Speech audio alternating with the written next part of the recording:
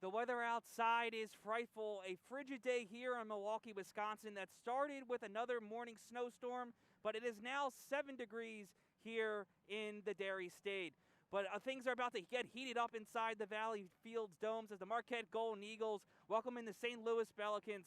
Hello, everyone, and welcome into Valley Fields domes. I am John Liuzzi. Jackson Gross and Molly Gretzlock will be joining us in just a few minutes from now. Marquette has lost nearly 50% of their scoring from last season, but that hasn't stopped the Golden Eagles from being victorious this year as they are 2-0 on the season. Meanwhile, St. Louis, they have a majority of theirs returning as well. It's the Golden Eagles and the Pelicans from Milwaukee on Marquette University Television right after this.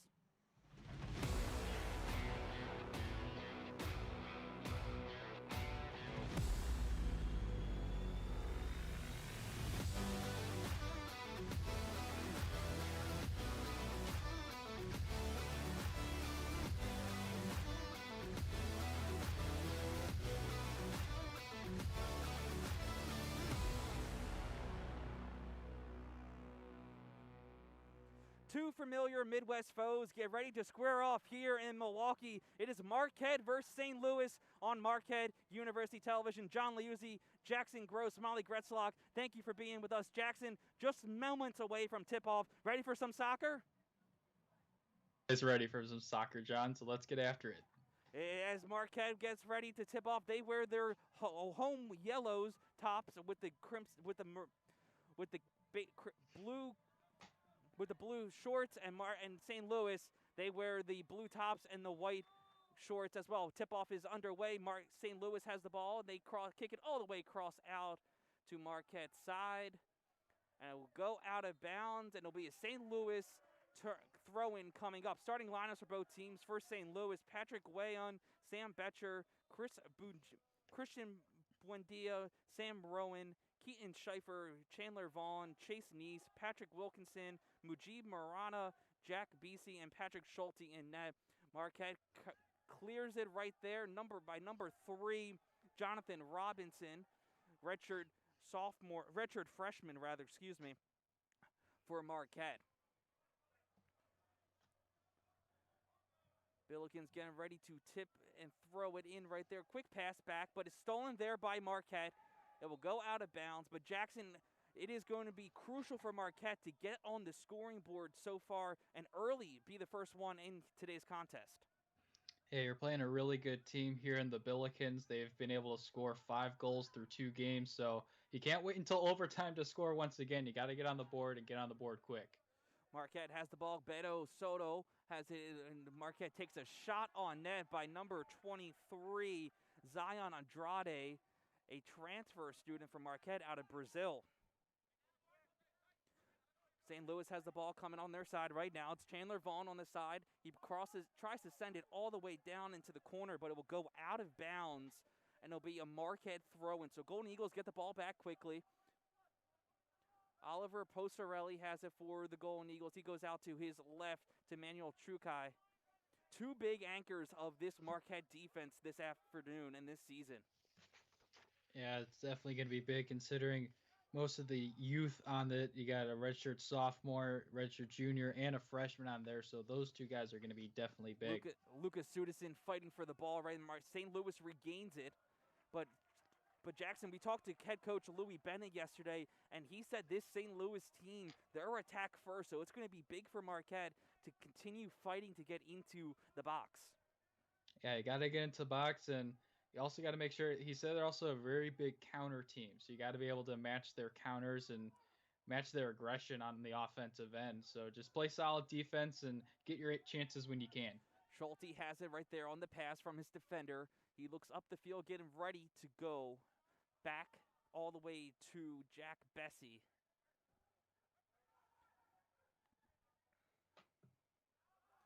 Ball will go out of bounds, and the official says it went out off of Billiken, so Marquette will get the ball. Starting lineup for Marquette for head coach Louis Bennett is Beto Soto, Lucas Sunison, Christian Marquez at the forward. In the midfield, it is Zach Wegner, Zion Andrade, Alan Salmarone, and in the back line for the Golden Eagles, Jonathan Robinson, Manuel Chukai, Oliver Posarelli, and Alec Mersberger. And back in the net for his second time this season is number 31, Chandler Hallwood. Yeah, Hallwood's had a really good season so far. Leads the team with 7 saves, and also has one of the wins along with Cedric Stern. Bessie has it. He crosses it all the way to Nice. Nice getting a top drawer soccer weekly honor roll this week for 2 goals in the past game for the Billikens, and that helped them put up a 2-1 victory. Yeah, it's not often you see a defenseman get 2 goals. He's actually their team leader in goals through 2 games, so he's had an impressive start to the season so far. And something unusual about this St. Louis team, they're going to go 5 deep at the back line. So as a former defender myself, that is a great strategy. You build a wall, and it's harder for the opponent's offense to get through. Well, that's really the strength of their team. I mean, last year they had 8 shutouts, so rely on your strength, and I absolutely agree. Going that 2-3-5-1 is definitely a much better strategy, and relying on your strengths. Sheffer has it. He goes out to his left all the way to Bessie. Bessie crosses it to past their decline. St. Louis approaching, crossing their way. Mason Leaf with it. A few different starters on the field for the Billikens from when we found out the starters earlier. So we'll get into those substitutions in just a few seconds from now. St. Louis has it on Marquette's side of the pitch. Mersberger tried to fight his way into it. And it will go out of, we're going to call actually a foul there. So Marquette will get a free kick coming up. Yeah, clear foul right there. No big controversy surrounding that, but yeah, it's good aggressive play. You just got to make sure that you keep your feet underneath you and don't go too aggressive on trying to get the ball away. Sal Marone back to Posarelli. Now on to his right to Chukai. Just passing right now and trying to get an offense going is the thing for Coach Bennett, getting his offense just rolling in the first couple minutes. Yeah, he said they've been really substance over style at this point. Marquette with the ball, and they had a cross all the way to Sunison, but Sunison can't hold on to it as a defender of St. Louis comes. And Schulte will clear the ball, but Posarelli with the header, and Marquette tries to gain possession again. Yeah, solid defensive play. It was a really good opportunity, just couldn't keep it under control. Nice has it on the right side. He's being defended by Sunison, but he goes. Bessie has it now. Bessie, one of the captains of this St. Louis team this year. Across all the way inside the box from a St. Louis defender, but Hallwood is there with the save. He'll roll it out to Chukai. Over to Posarelli. Out to Alec Mersberger. Chukai, he's brought on by John Klein. Back to Sal Marone up at the middle. Wagner has it. He tried to pass it up to a few Marquette forwards, but St. Louis regains possession. Yeah, just another missed opportunity there, but once again, that solid defense from St. Louis paying dividends. Chandler Vaughn tried to save it all the way across half field, but Marquette will get the ball. Vaughn was out of bounds, the official said. So Mersberger getting ready to throw it in for the Golden Eagles. Mersberger had an assist on Lucas Sunison's overtime goal this past game for the Golden Eagles. 1-0 win against Northern Illinois.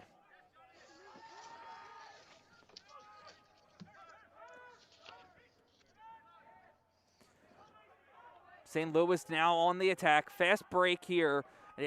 Klein goes all the way up. Looks like he went to Mason Leaf. Leaf crosses it all the way, and it will go out of bounds. So a goal kick coming up for Marquette. Yeah, it was nice strategy there. Good opportunity. Just put too much leg into that. A little too much power there, Jackson. As a defender myself, the goal is to try to cross it all the way as far as you can, but you always have to get the attack. And a different thing for these two teams is the Valley Fields Dome, the pitch is a little bit smaller than outside across from where Marquette and St. Louis would have played this game if it wasn't for COVID postponing the season, as Schulte is there with a save. Yeah, it really makes a difference. I mean, obviously both of us have been there at some point. It's real. You can tell the difference in size. So I wonder if that contributed to any of the different strategies being played today. Schulte goes out to his left to Bessie. Bessie, the real anchor for this defensive line. He goes all the way up to Jack Micah. Micah's pass stolen there by the Golden Eagles as Robinson has it. Chukai will try to clear it. Beto Soto tried to call Chuka for the cross pass all the way up on the right side, just in front of the broadcaster's table. Merceberger on the way up the sideline.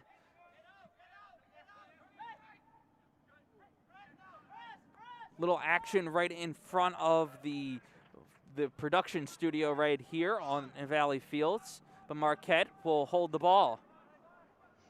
Yeah, I saw right there was a nice battle right there with Chandler Vaughn, and that's one player that Coach Kalish is really excited about and really happy to have. Offsides will be called on Marquette, so St. Louis will get the ball.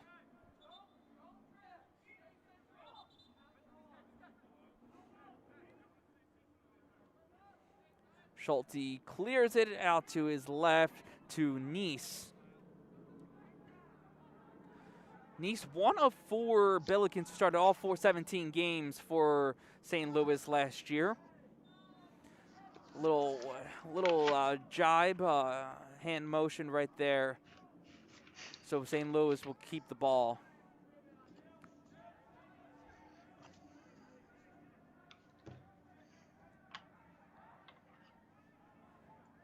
Looks like it's going to be number 7, John Klein, taking the free kick. Looking over to the St. Louis bench, led by Kevin Kalish, his 3rd season at the helm of the program. He was a member of the 1997 NCAA semifinal team at St. Louis. What a team that was. I mean, so many great players on their team. It's nice to see him come back and coach his alma mater. A little bit of a delay here, and Marquette just, I believe they're requesting for 10 feet. So cross into the net, a header there by Chuka, and he'll try to clear it. Posarelli there now with the clear. Zion Andrade try to get it, but Christian Marquez will go down to the ground as he is tripped, and Marquette will get the kick. Once again, solid defensive play in this game. Nice first attempt clear by Chukai, and then Posarelli with a nice clear and good aggressive play from Andrade. He's looked pretty good so far, but Marquez having a little hard time getting up. They're going to call a yellow card on St. Louis right there.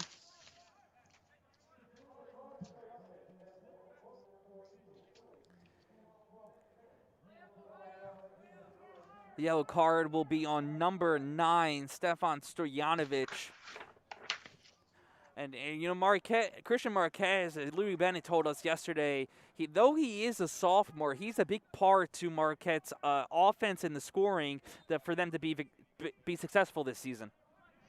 Yeah, definitely agree. I mean, Marquez he was tied for the team lead in goals last year as a freshman, then 3rd in points. So you can definitely see why he thinks that, and he's absolutely right. They need him to contribute as much as possible this season in year 2. Marquette has the ball now. Posarelli clear, and he'll curl out to the left to Merceberger. Merceberger tried to kick it in the air when a defender came on. Wagner back to Chukai. Back to Posarelli.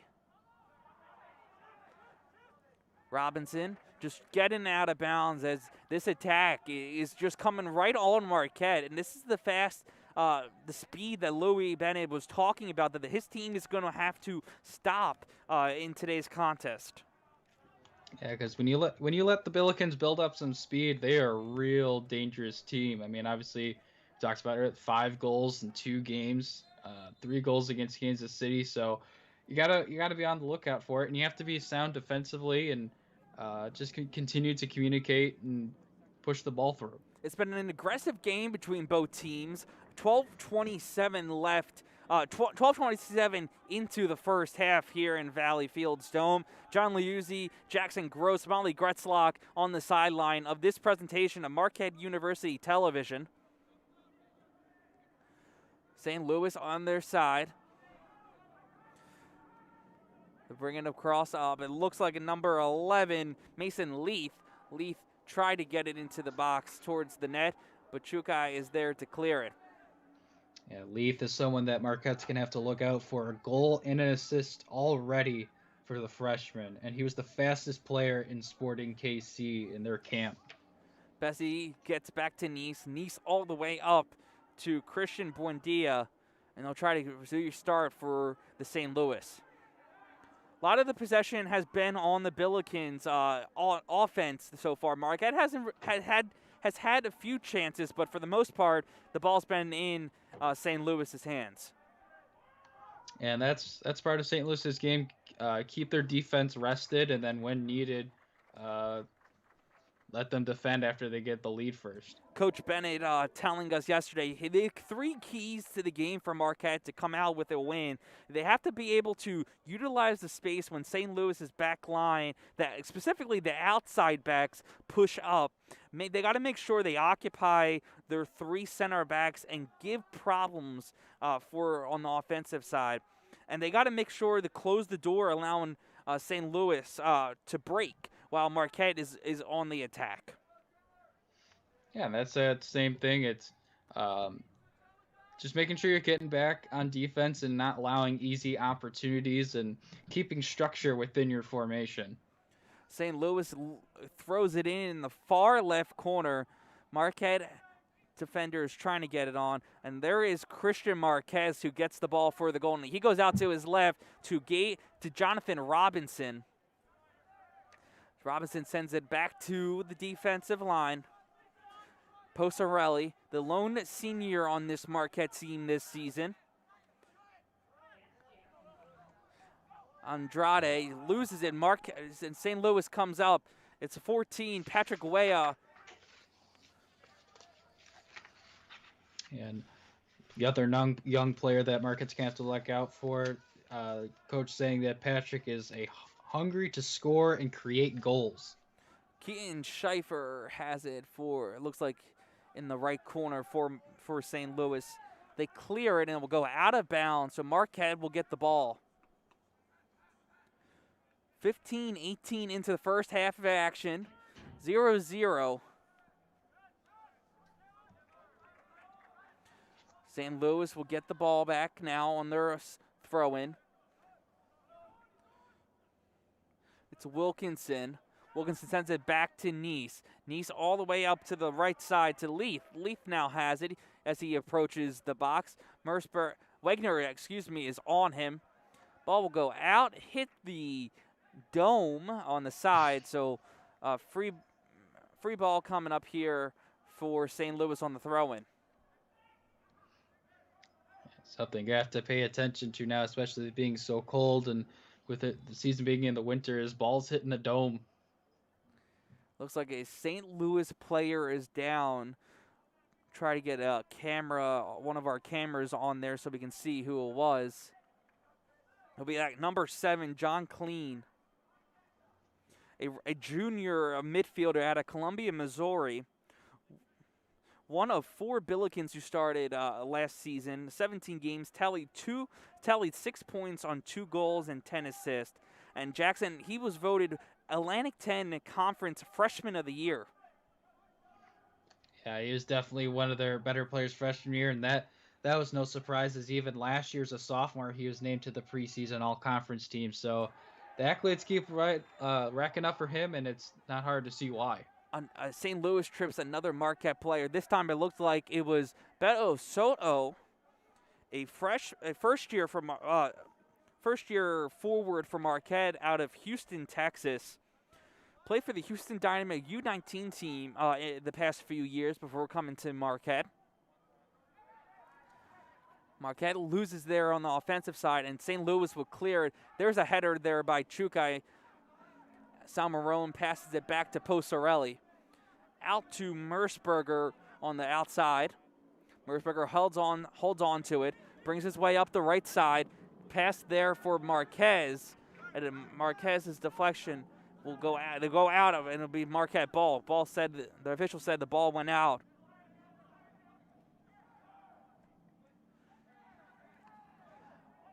Looks like Wegner fell down to the ground real quickly. A very aggressive game so far between both teams. It's become almost a little bit of a rivalry, though it's been a lopsided result for the Golden Eagles.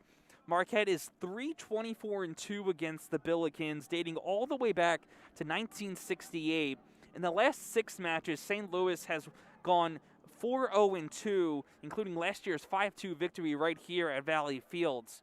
Marquette has not beaten St. Louis in Milwaukee since September 7th of 2002.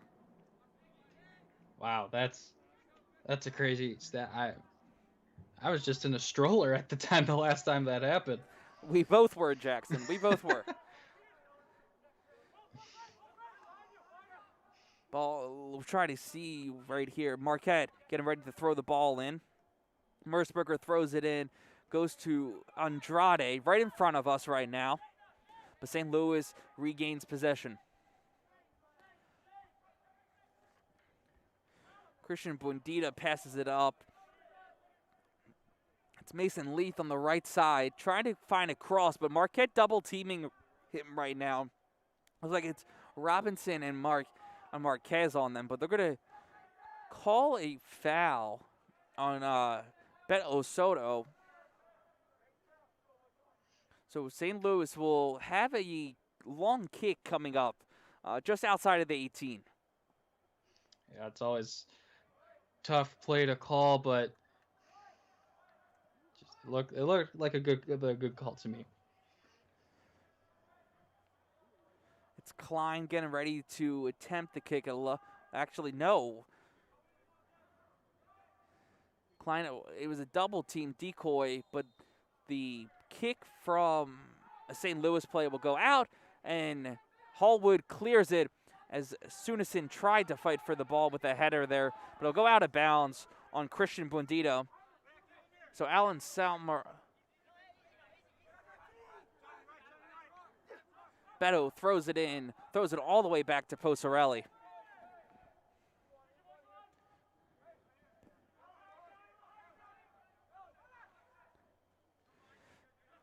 Salmarone back to Posarelli. Posarelli crosses it, sends it up, rather, in fact, for Marquette. But St. Louis clears the ball. It's been back and forth, just clearing the ball by both defenses for the most part. Marquette and St. Louis has had their opportunities to score, but nothing too special so far by both teams. Yeah, I mean, we've only seen 2 total shots, and Andrade had the only shot on goal early on. So it's going to be another low-scoring defensive battle between these two. And when St. Louis is on the defensive side, it's what makes them more frustrating, the Coach Bennett says. They drop all 11 back, just go right to make a wall at the top of the 18. But St. Louis holds the ball, retains the ball. Wegner will fall down to the ground, as well will Mason Leith. We Marquette kick coming up. Yeah, it looked like Leith fell over Wegner and then was complaining that Wegner tripped him, or I'm not sure, but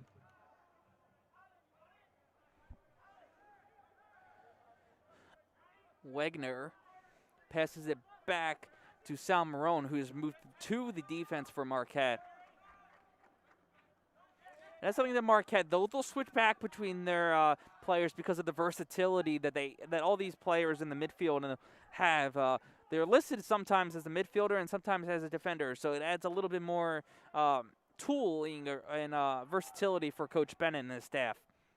Yeah, you're not completely lacking on one side of the ball, and it's for the most part, it's the job of a midfielder to kind of push up your offense, but also make sure to kind of be that first line of defense coming the other way. Shot there by Stefan Stojanovic will go all high, and it will be a Marquette goal kick coming up. Quick pass there from Hallwood to Posarelli. Hallwood, a transfer from Gannon University in Pennsylvania, went 18-3-0 last season. The most wins for a goalkeeper in recent years at Gannon. Schulte has it. He tried to clear it, but it hit off of his knees, and it will go out of balance. And Marquette will get a quick throw in coming up, another opportunity to strike. The few they've had so far, you're absolutely right. Samarone to his left to Posarelli. Posarelli being brought on by Clean. Posarelli holds the ball, but Beto, almost stolen. Back and forth. Beto fighting for the ball just in front of us right now. It'll go out of bounds. Thank God there was a scream because our executive producer, Amy Galashewski, and I would have gotten drilled, but we're all good. Now I'm really happy that I'm doing this one from home. Yeah, Jackson coming from us from Wheeling, Illinois. John Liuzzi, Molly Gretzlock here in Milwaukee, Wisconsin. We're glad that you're with us here on Marquette University Television and GoMarquette.com. 23 minutes into the first half. Marquez try to hold, and they're going to go out of bounds. They're going to say off of Marquez, and St. Louis will get the ball. Quick pass now. Back to Bessie. Bessie brought on by Sunison, but he'll drop off.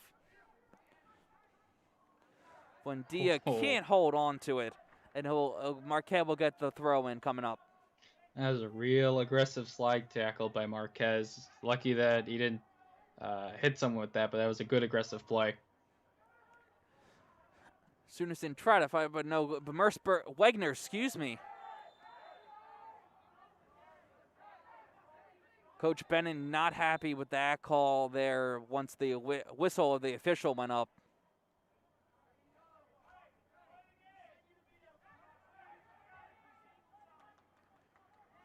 Yeah, it looks like Wegner is still trying to talk to him about it. Always got to think about the next play. And if you talk about basketball reference, everyone will indulge me. For John Chaney, former Temple head coach, always said that he would always go talk to the official or the referee in basketball for the next play. So Wagner possibly doing that right now. Yeah, talking about, hey, if this happens again, I just want to be consistent here. Hallwood there with the save in the air and the jump. Easy save for the Marquette goalkeeper.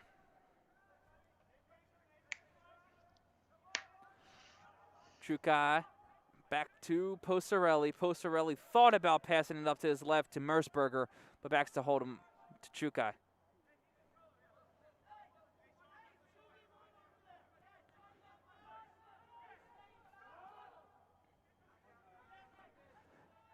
Send all the way up there now for Marquette as Robinson holds on the bounce off the turf. Posarelli hits it out to his right to Mersberger. Mersberger sends it in to the box, but there is Schulte in the air with the save, and he'll roll it out to Klein. Klein quickly Leith, excuse me. Yeah, Schulte's been good so far. Only had to make one save in his 2-0 record so far. Cross there from Leith, and they're not going to be able to save it, actually. A little hard for us to tell right now from where our vantage point is, but St. Louis will hold on to the ball. Buendia nice passes it up to Leith on the right side, just in front of the Marquette bench. Leith being brought on, looked to be by Beto Soto. And the St. Louis taking a shot, and that's Leith there on the shot attempt on goal. But it will sail to the left and go out of bounds. A goal kick coming up for Marquette. There's a nice strong kick by Leith there, just too much to the left and hitting that back padding. 3 shots on goal for 3 shots in this game so far for St. Louis, while Marquette just has 1 shot on goal. Yeah, but that's playing into the Billikens' hands, and they just try and get as many shot attempts and play fast and play aggressive. When I asked Coach Bennett, how do you stop Chase Neves and John Klein, 2 big threats to this St. Louis offense and team? He knew Klein. He actually said Klein is one of his favorite players on this team, as Hallwood is there with the boot and all the way up to clear it. It'll be Marquette ball coming up, but Coach Bennett was saying that Klein is one of his favorite players because he's not just a really good player, but he's very busy when he has the ball, and he can join the front line from the midfield or wherever he's at on the field for the Billikens.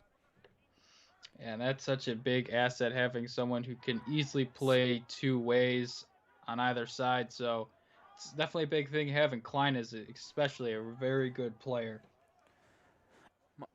Wegner being brought on by 2 St. Louis players right now, but he'll be able to clear to Robinson. Back to Posterelli being brought on by Patrick Weath. Zion Andrea, they almost lost it, but there's Merceberger. It'll go out. It looks like they're going to give a yellow card to Alan Salmarone. I'm a little clear what the call was there, but they're going to give a yellow card to Salmarone, his first of the game, Marquette's first. I couldn't see anything what was going on either, so I'm not sure exactly why they're giving him a yellow. Sometimes some aggressiveness is being let on to play, but some are not in this contest. Both teams have 1 player with a yellow card. Merceberger with the throw-in, a long throw-in. But St. Louis will send it up. There is Klein. Back to Vaughn. Vaughn kicks it up in the air with the header there by Simon Betcher. Vaughn sends it back to Bessie.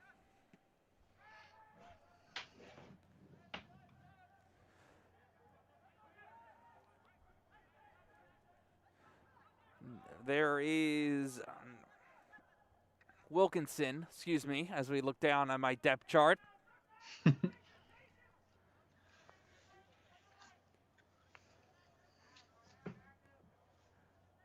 Ball just going around. Marquette trying to fight on it, the ball back onto their side. But this is what Coach Bennett said, that Marquette is going to have to stop. They can't adjust their game for St. Louis. They're going to have to play with it, but try to get their own opportunities. Right, and you have to make some adjustments at halftime based on what your team is showing you, but you can't, like you said, obviously completely change your game for each opponent every week. I mean, you have to play within your own system and try and get some opportunities, but make little tweaks to that system based on who you're playing. Bessie still has it there, one of the captains for St. Louis. He sails it all the way into the corner. It will go out of bounds, and Marquette will get the throw-in coming up. Both teams really trying the long pass. It really hasn't worked, obviously, up to this point, but it'll be interesting to see if they make any adjustments or keep going at it.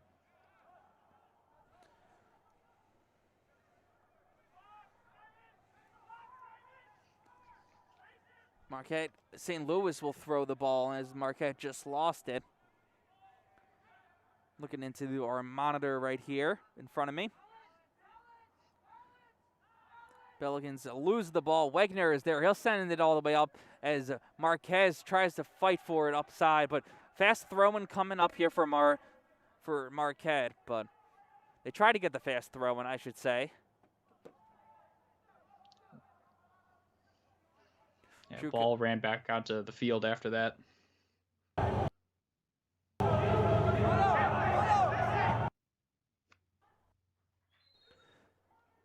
Robinson tried to fight for it inside the box. It will go off a St. Louis player. Marquette will get the throw in. Marquette again ready to make a substitution.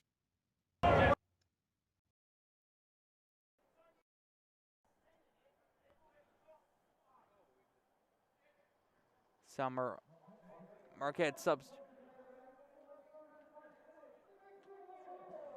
Try to see when they're coming up. We haven't gotten the chance to see the number. It'll be number 14 for the Golden Eagles. Nick Guido coming on. He'll come in for Zion Andrade. Coach Bennett really telling us that in the COVID time, they've had to be a little bit more cautious with the conditioning aspect of their players because a lot of them haven't played a significant game in 12 to 16 months because of COVID.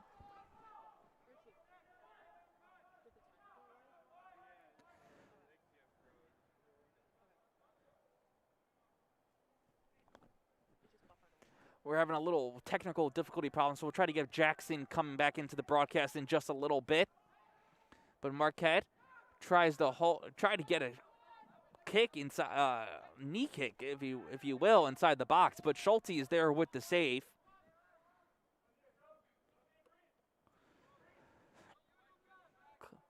Buendia back to Schulte.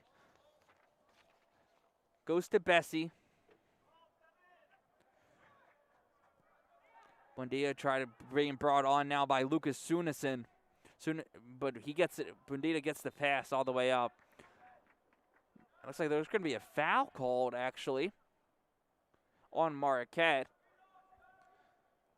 As Patrick Weah, actually, that's Simon Betcher who fell down to the ground for the Billikens. St. Louis asking for their quick 10 feet. A common ask by a team when you have a free kick like this coming up.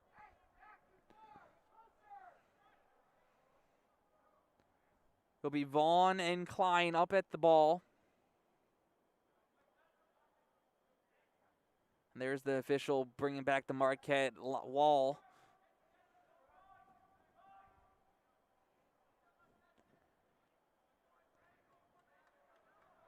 Marquette getting ready to make their wall, but the attack getting ready to come off on the whistle. Vaughn trying to go, but there's Klein with the kick. With the header in the air. Marquette thought it cleared it, but there is Bessie trying to get the deflection off of Chukai's header, but it'll go out of bounds, and Marquette will get the ball. Another substitution for the Golden Eagles as A.J. Franklin heads onto the pitch for Marquette as Beto Soto heads off. Franklin has the ability to use his height to his advantage when fighting for the ball. Coach Bennett says they give him the nickname of the tree.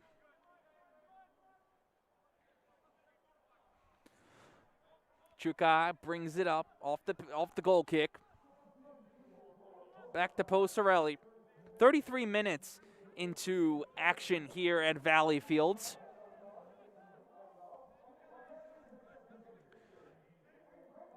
Salmarone to Chukai. Chukai just looking upfield right now. But the ball is stolen there by St. Louis. Marquette will lose the ball for a quick second as Chandler Vaughn sends it all the way into the left corner. It will go out of bounds, and Marquette will get the throw-in coming up. Another substitution coming onto the pitch for Marquette.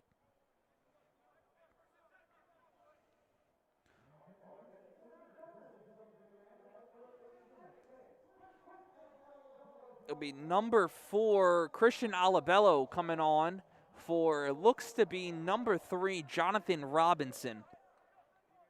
Substitution for St. Louis as well. Mason Leaf heads off, and Mujib Morata comes on for the Billikens. Marquette kicks it all the way up.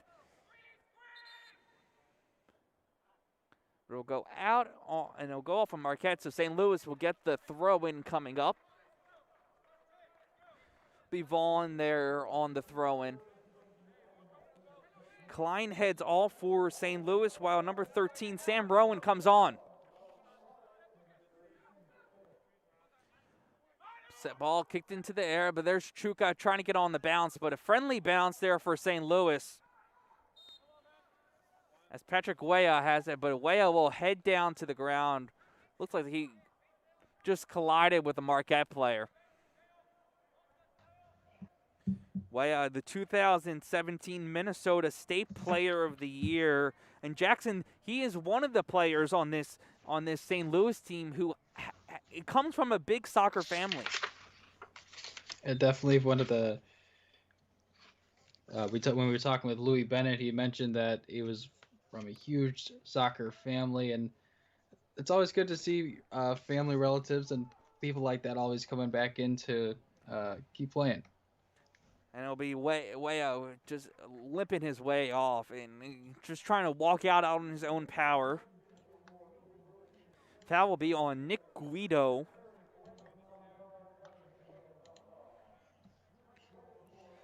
Be a quick just injury substitution for St. Louis. As number 22, Eric Leggett heads on for St. Louis. Leggett, a first-year midfielder out of Waukesha, Wisconsin.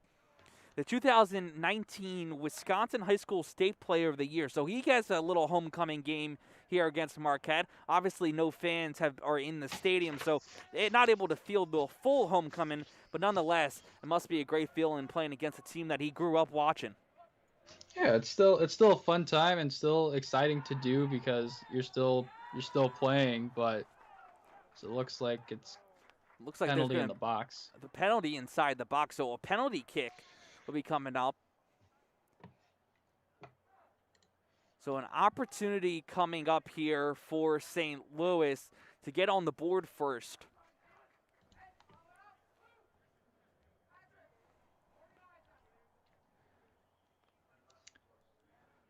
Penalty kicks are always hard, and the shooters at such an advantage. You got to be really instinctual as a goalie here. All right, it will be Simon Betcher kicking the penalty kick for St. Louis. Hallwood getting ready inside the net.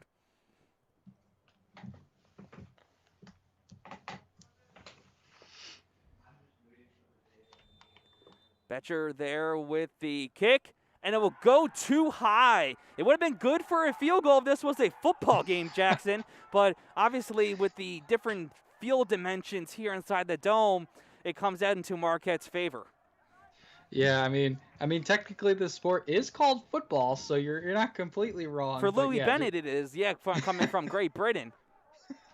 But no, yeah, it was a solid kick attempt, just too far and too high. A little too much power there on the velocity there by Betcher, and he probably wishes he can get that back.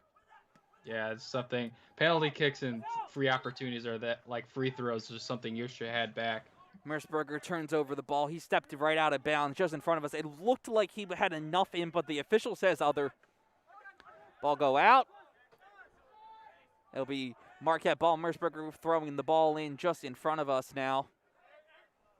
Something interesting that you see from what I'm seeing right now inside the dome, Jackson, the St. Louis players have trackers on both ankles of theirs, and it's mainly, I'm assuming, that it is for contact tracing because in COVID, you got to make sure you know where who is who and next to each other. A common thing a lot of teams have been doing so far, so they make sure, God forbid, something terrible happens.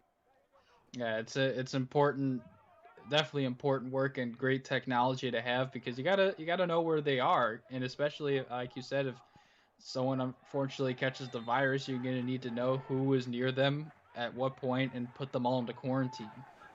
There'll be a kick coming up for St. Louis right there.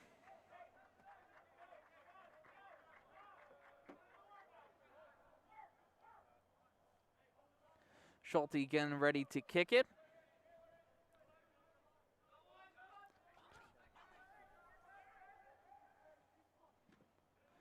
Schulte there with the long kick, almost hit the top of the dome, but St. Louis will hold the ball. St. Louis still fighting for the ball. Sunison tries to get the bounce and bring it on the Marquette attack.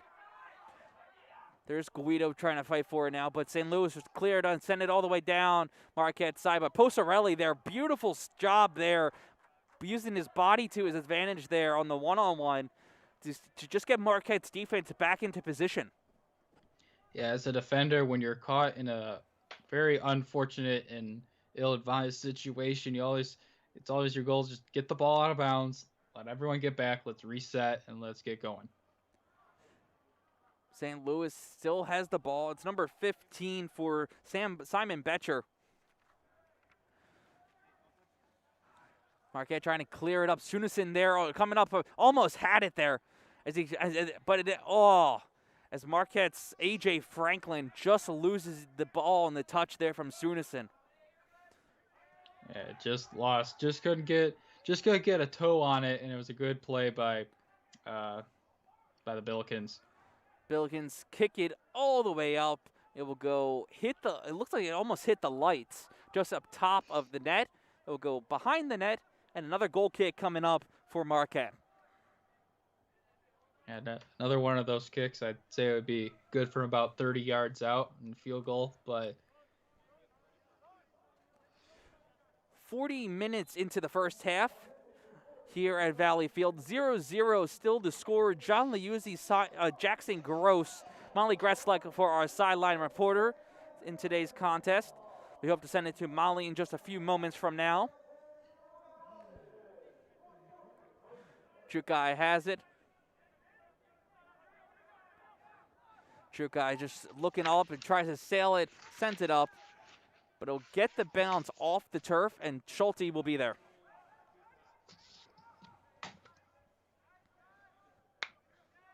Nice now has it. He goes out to his left to Bessie. Bessie sends it up to Vaughn. Vaughn being brought on by Franklin. Back to Sam Rowan. Back to Bessie now.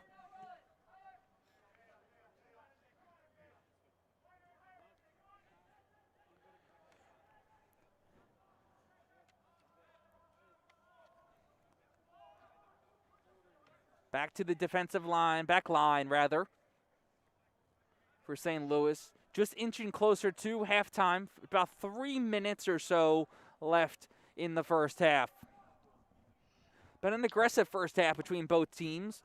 A total of 8 combined shots from both teams in the first half.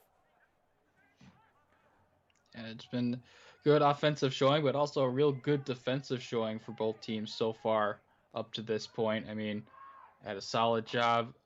Both back lines have been really good, and when needed, goalies have been up to the challenge. There is Mujib Marana trying to fight for it. St. Louis trying to hold the ball, but it looks like it's Wagner trying to clear it from Marquette. Sunison has it on the fast breaker. He sends it all the way up to the left side. He tried to cross in his way right now, and he loses it just at the end. It'll be a corner kick for Marquette, but a great opportunity there by Lucas Sunison trying to get away on the fast break. Yeah, that was a fantastic opportunity by the junior.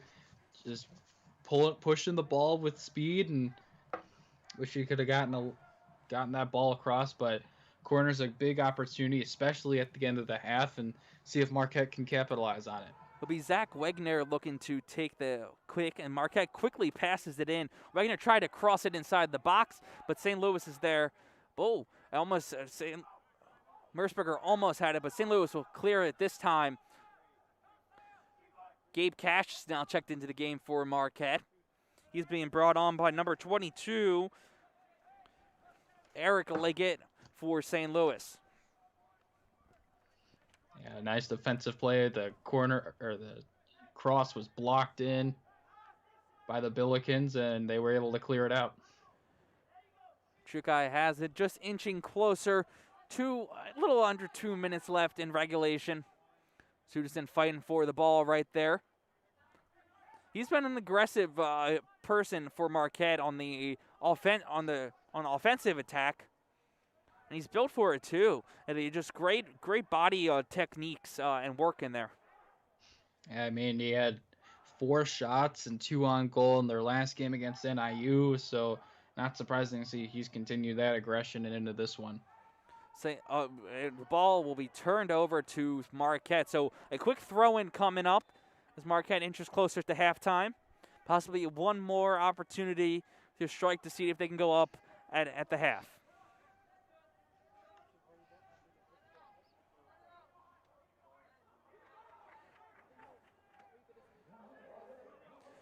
Merce Wagner fighting for 1 minute left here in first half at Valley Fields as Chandler Vaughn on the fast break right now tries to cross it in, but Posarelli there trying to clear it.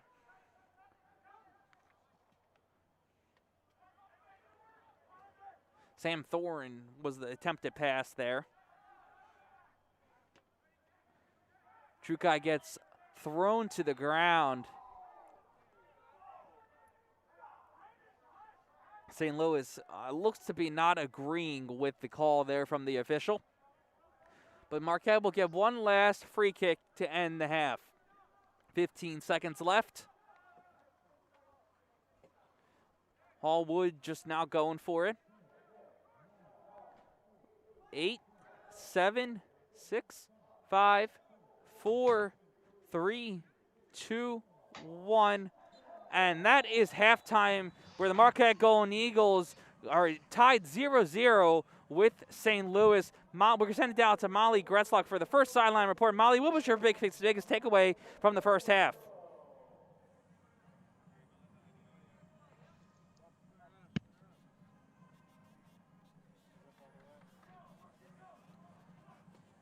Unfortunately, due to... Hey, John.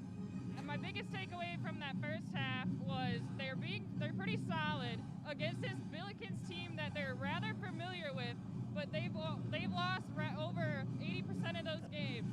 And Coach Bennett mentioned before the game yesterday that he's not dwelling on those losses that they've had in the past, but looking to win this game rather not in a rivalry feel and putting emotions with the game, but just to win the game because they're the next opponent. And I think that's what they've been doing, to stay in this game, have a great defense, get some looks. Not that they've been able to get them in yet, but I think that's going to be the biggest takeaway from this half going into the second. And Bennett also mentioned his goals for this game were to keep a clear mind and stay strong and calm, and that's what I've been seeing on the field so far, and we'll see what happens when they get started again. Back to you. Thank you so much, Molly, for that report. Jackson, before we send it out for the halftime here from Valley Field, your biggest takeaway for Marquette, what they need to do in the second half to get an opportunity to get in the scoring column? Well, I think they got to possess the ball more. I mean, we talked about it throughout that first half that the Billikens really had domination of the ball through that first half. So in order to score, you got to have the ball a little bit. So, but overall, besides having the ball, just make sure to finish up on your opportunities. And when you get those opportunities, take advantage of it. They had that corner at the end of the half, and weren't able to take advantage of it. Well, that'll about do it for us here in the first half on Marquette University Television, where the Marquette Golden Eagles are tied 0-0 with the St. Louis Billikens. We'll be back for the second half just after this quick break.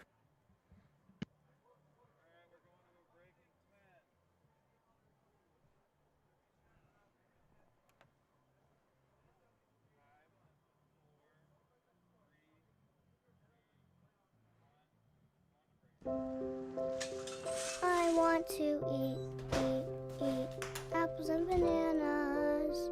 I need to eat apples and bananas. Why can't I eat apples and bananas? Support the Feeding America nationwide network of food banks to help provide meals to those in need. Join us at feedingamerica.org. Hey, Bobo, do trees tell each other stories? I'm sorry. I'm afraid I don't know that. Hey, why don't we go find out? Listen. Can birds draw pictures? I don't have an answer for that. Dad, do stars visit their friends? Look!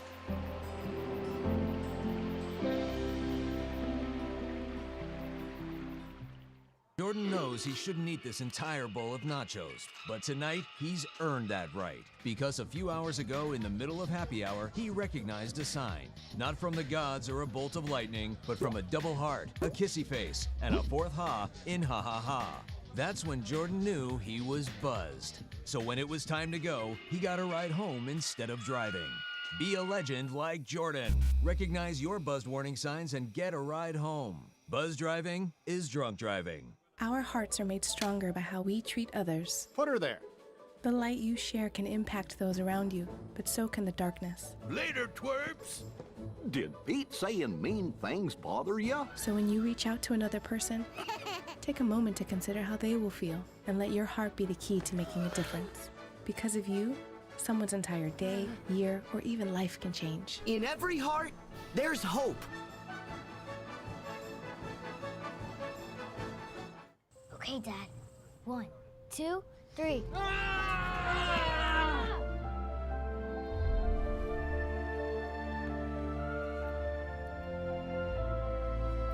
You saved me. Dad? Are you okay? I'm fine, dear.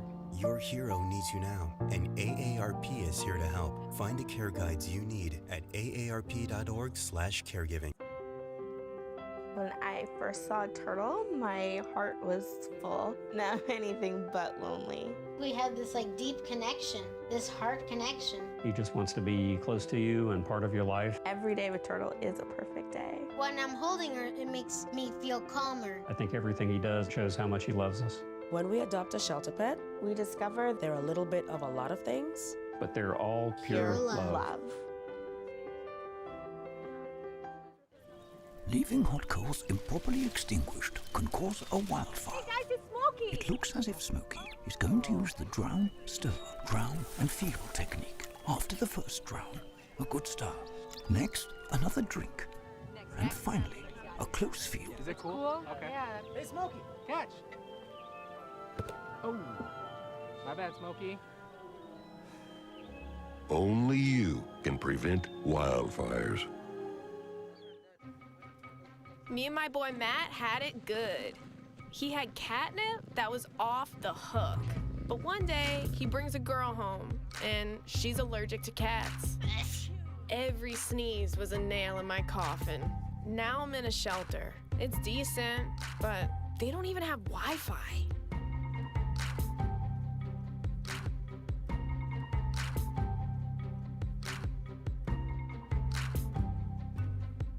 Bye-bye.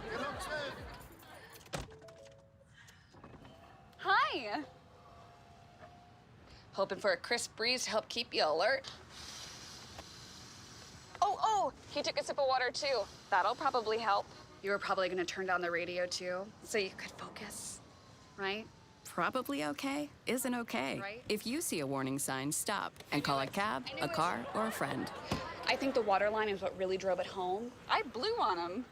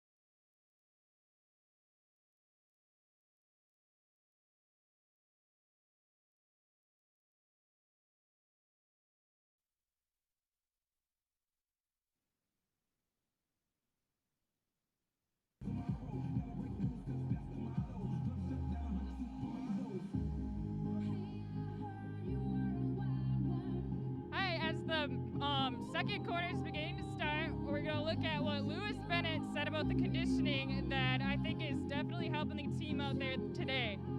He said yesterday when I talked to them, they've had a very prestigious way of making sure that athletes have been able to stay fit in these rather prestigious times with COVID and everything.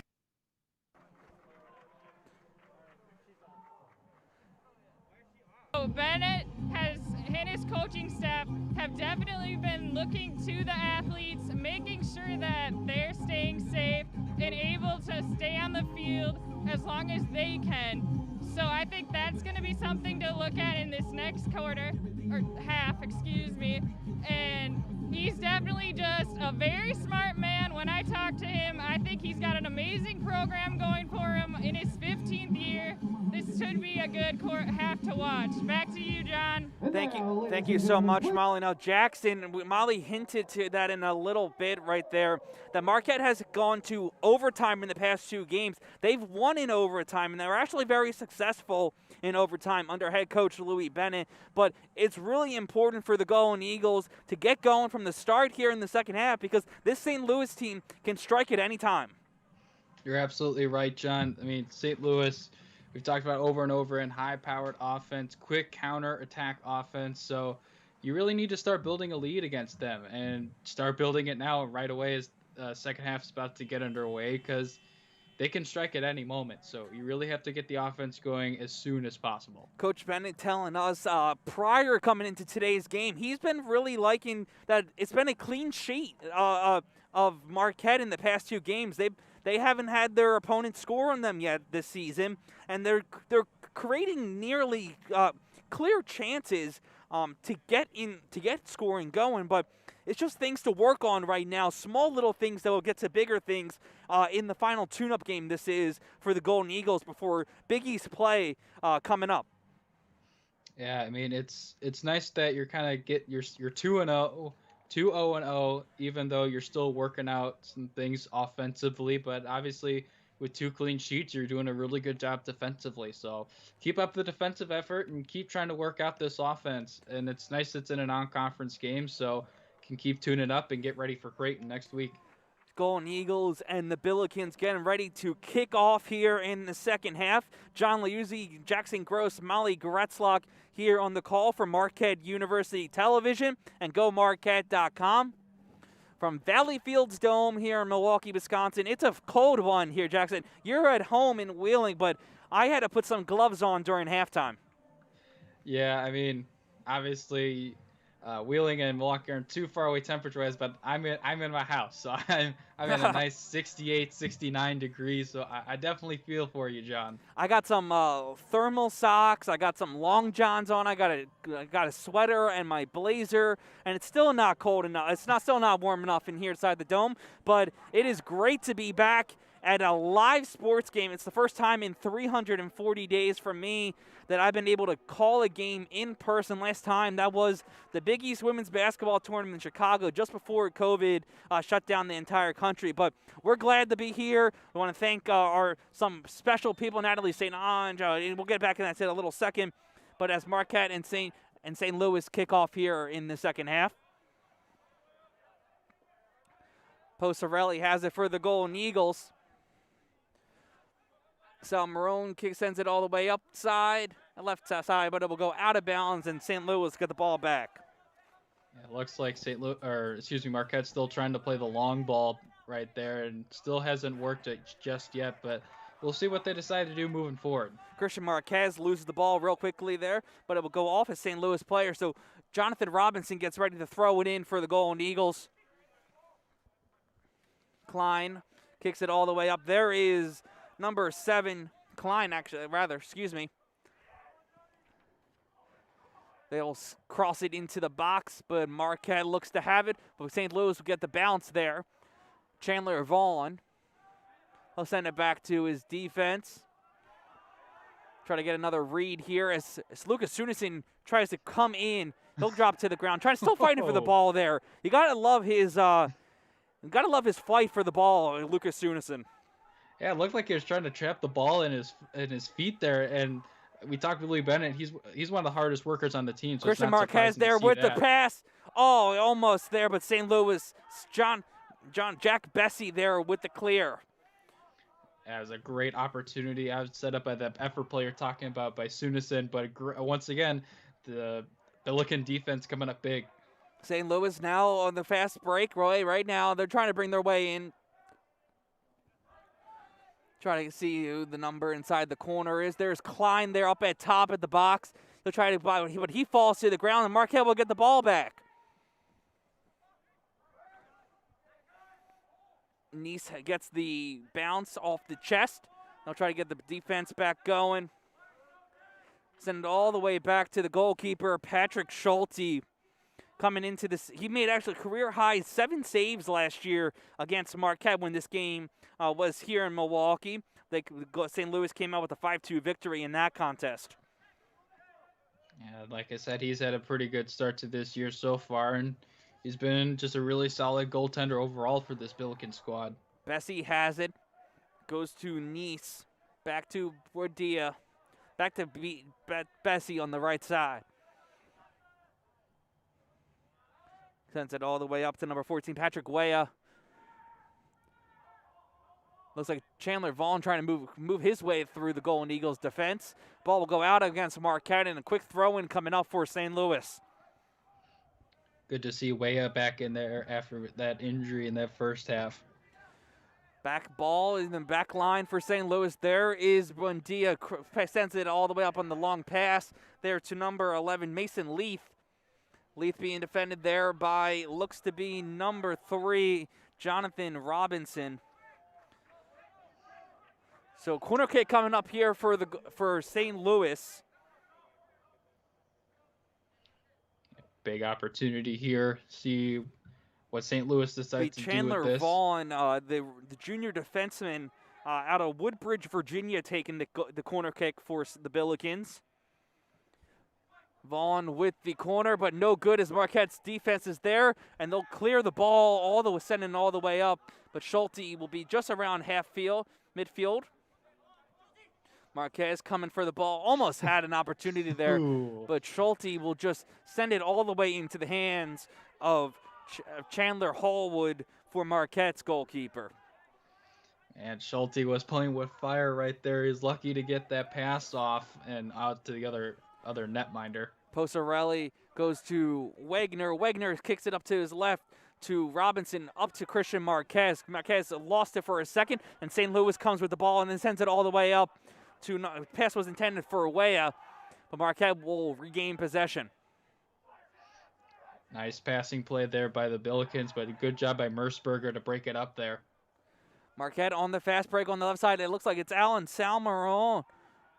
Marquette takes the shot, but they lost it.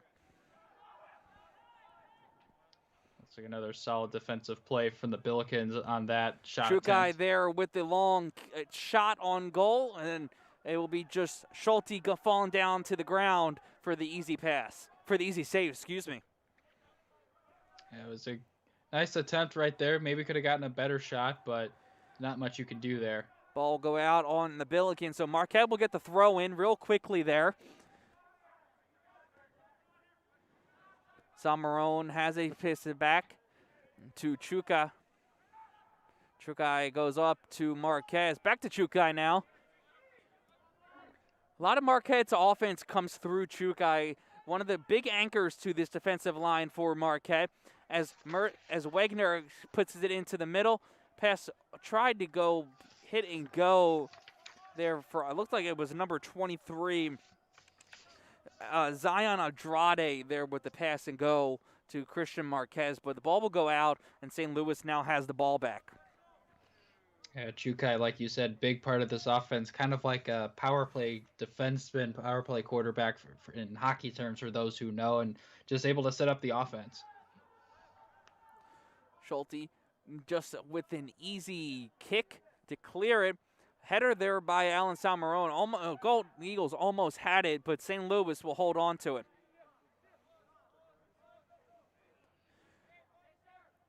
John Neese he goes out to his left to Jack Bessie. Mentioned earlier in the broadcast that Neese had scored 2 goals in the last win for St. Louis.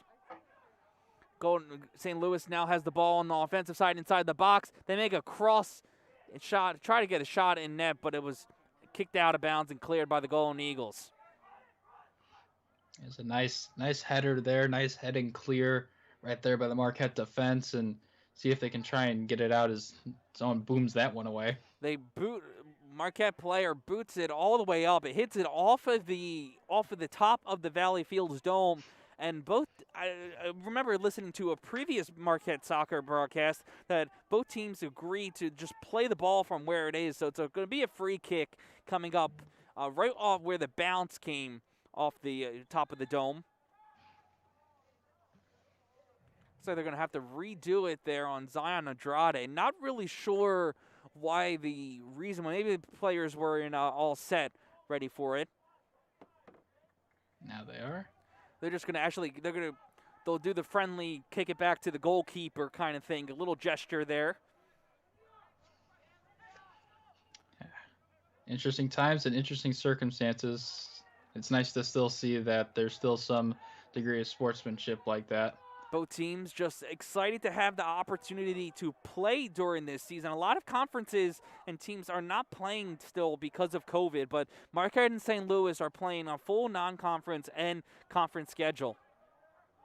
And it's a lot of work for these players, but also a lot of work for the medical staff, keeping everyone safe. And so far, so good through 2.5+ games.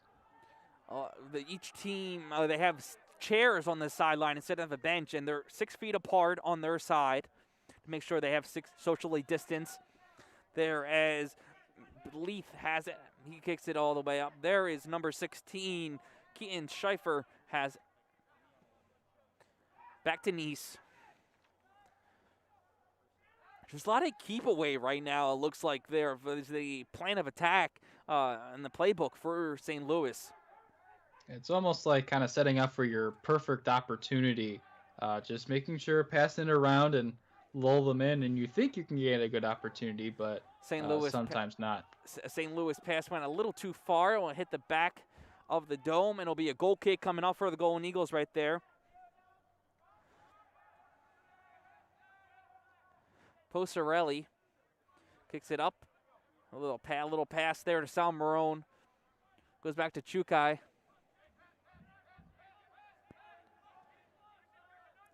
Back to Posarelli now.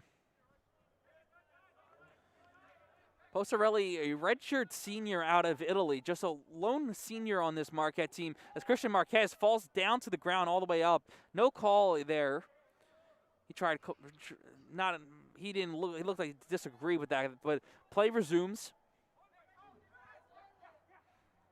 As Leith brings his way up the right side.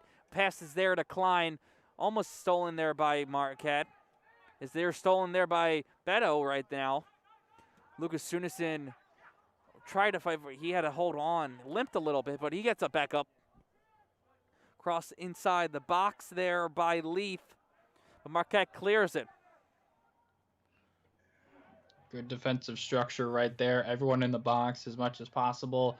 Clear the ball out, and then clear the ball out even further past midfield. As Chandler Vaughn tried to get a shot on net, but it's blocked by Marquette's defense. Zion Andrade tries to fight for the ball, but he falls to the ground. And yeah, the official will call as a good job there by Andrade just to stay to the ground to make sure the official saw it. Andrade, the only player wearing gloves right now, and obviously, it is cold outside, but being from Brazil and playing the past 2 seasons on the west coast of the University of San Francisco, the cold weather has to be a little bit of adjustment for the Brazilian.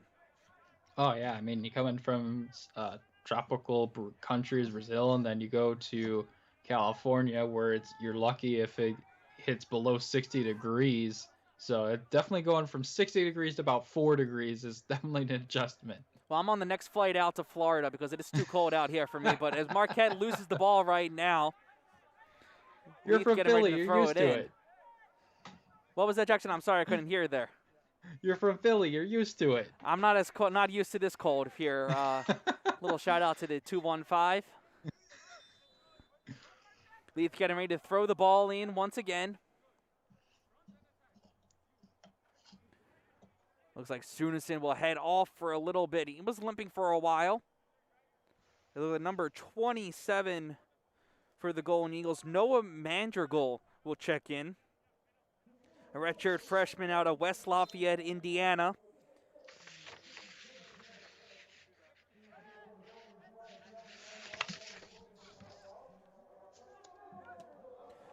Marquette, there's Chandler Hallwood there with the easy bounce save.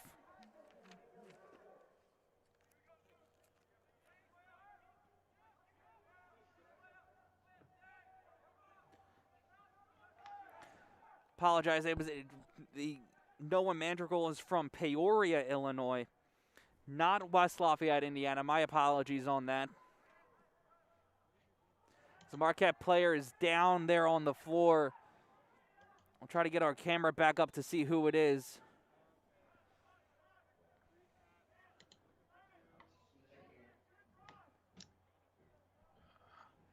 Maybe we can get our camera people to put a shot back up there. Looks like Christian Marquez went down to help, but number 23, Zion Andrade, will be the one that went down. He gets right back up.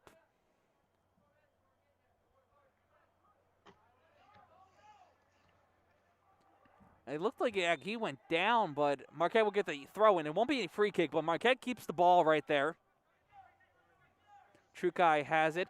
He's being brought on by Klein. He sends it all the way up to Robinson. Robinson bringing his way inside the box. He crosses it inside the middle. There's Wegner. Wegner with a shot on goal, but it's blocked there by Bessie.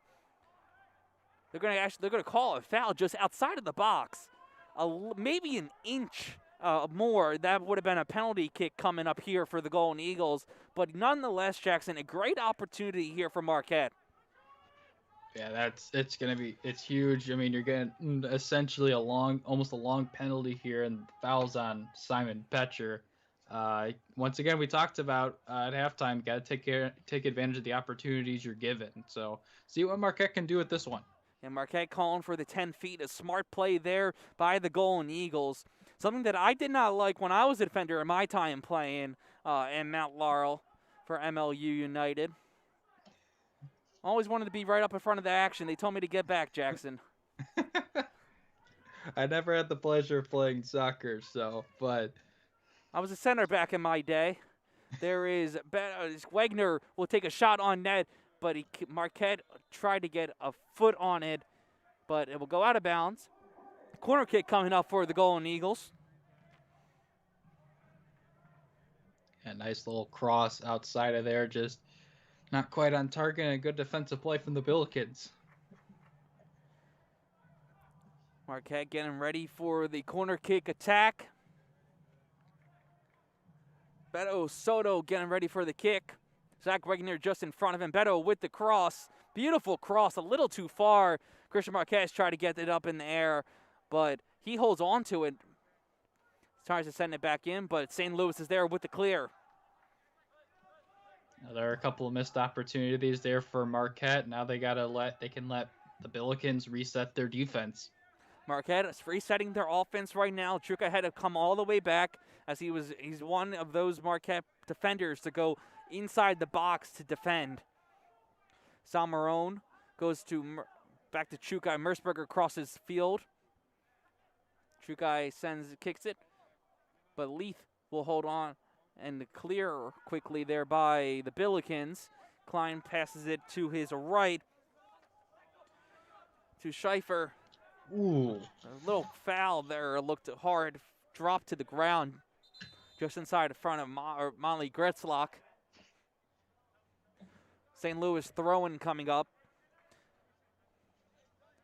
As a fast speed collision. I'm seeing everything on camera, so.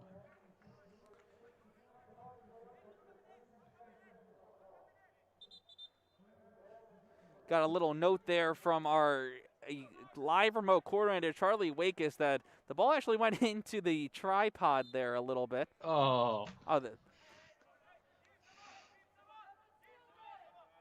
Throw in there from St. Louis. Marquette will get the header. They clear it. It hits clears the top of the dome. Bessie has it.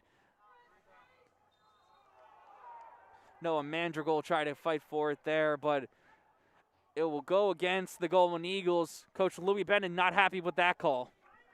Yeah, and I might have to agree with him on that one. It looked like Madrigal was just trying going for the ball and he missed, and he did make contact with Bessie, but I don't know about that. Madrigal, a 3-time Peoria Journal Star Player of the Year in his high school career, Jackson. He had 114 career goals, 41 as a senior. Whew. Man. As Definitely. As the lead has it, he tries to cross it all the way up, sends it up. It'll be a goal kick coming up for Marquette.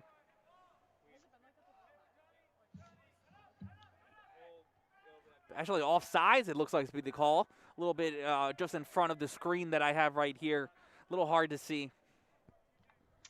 That is correct.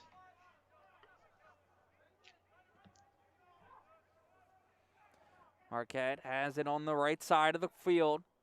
They send it all the way up. Wegner tried to get a foot on it, but it will go all the way back to Marquette's defense.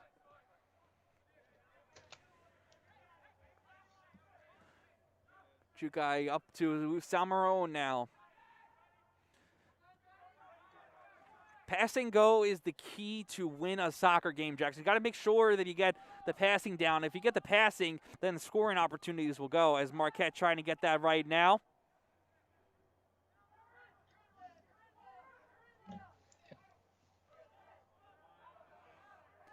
As a 14, Patrick Weah comes up. He falls to the ground. Player just ran right into, it looks like Oliver Posorelli, but a play was dead right there. 62 minutes and 50 seconds into the game right now. 0-0, still the score, St. Louis Marquette. John Liuzzi, Molly Greslock, Jackson Gross on the call for Marquette University Television, and it'll also be streaming on the MarquetteMarquette.com.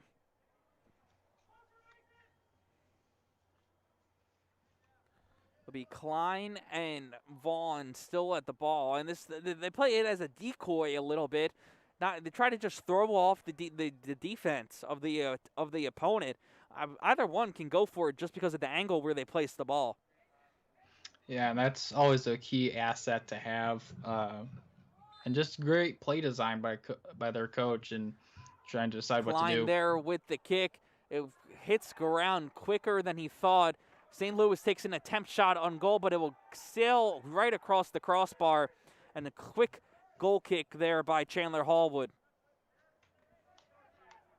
Another shot right there, and just going out this time. That's their 6th shot, but St. Louis hasn't had one on goal yet, and they even had a penalty shot. Madrigal kicks it all the way up, trying to get Beto there. Beto still fighting for the ball all the way until Schulte got a foot on it. Gotta love the aggressiveness and just playing full speed ahead by Beto Soto. Yeah, I mean, that's anytime you play soccer, regardless of level, you always kind of want to play aggressive and steal the ball from the goalie and get an easy goal. And I appreciate that effort, and it's just trying everything you can to win a game. Chukai sails it and sends it into the left corner for Jonathan Robinson with the Euro step just to hold the ball back. And it will go out on Marquette, so St. Louis will get the ball coming up. But good fight at the end in the corner by Jonathan Robinson, who really has seen a lot of time so far in his redshirt freshman season. Has been invited to the U.S. Youth National Team camp in the past. Definitely a good player to watch. Also played for the Chicago Magic PSG Academy. So definitely someone that we're going to have to keep an eye on for the next few years. Redshirted last season, but he's taking every opportunity right now as St. Louis's Patrick Weah has the ball. He tries to pass it into the middle, but he loses space. It'll be a corner kick, actually. The ball went out on Marquette. So Klein goes into the left corner. Get ready for another opportunity here for the Billikens.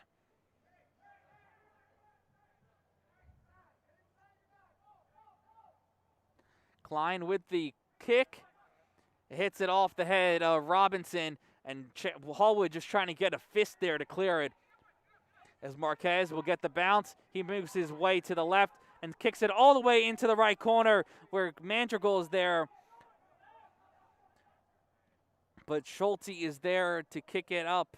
Marquette still trying to hold possession there.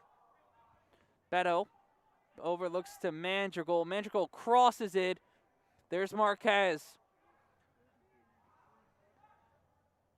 Vaughn tried to clear it, but it's blocked by the Golden Eagles.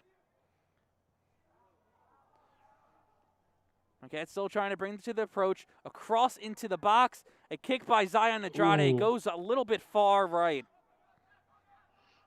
He didn't get the right kind of curve on that. It looked like a really good shot opportunity. It looked like he tried to cross it in one more time, but another really good opportunity missed. Schulte kicks it out to Bessie, and Bessie will just reset the attack for the Billikens.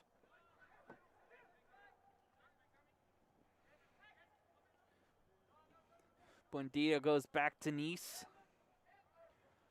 For the most part, Jackson, Marquette has done a fair job with the unusual structure of this back line of the Billikens, and they go 5 deep. Yeah, I mean, they've done as well a job. They've gotten some really good opportunities, whether it's been corners or things of that nature, but overall they've had a really good, solid offensive performance. Just gotta get one past the goalie. Shot there by the Billikens goes far. But it looks like to be a corner kick coming up for the Billikens.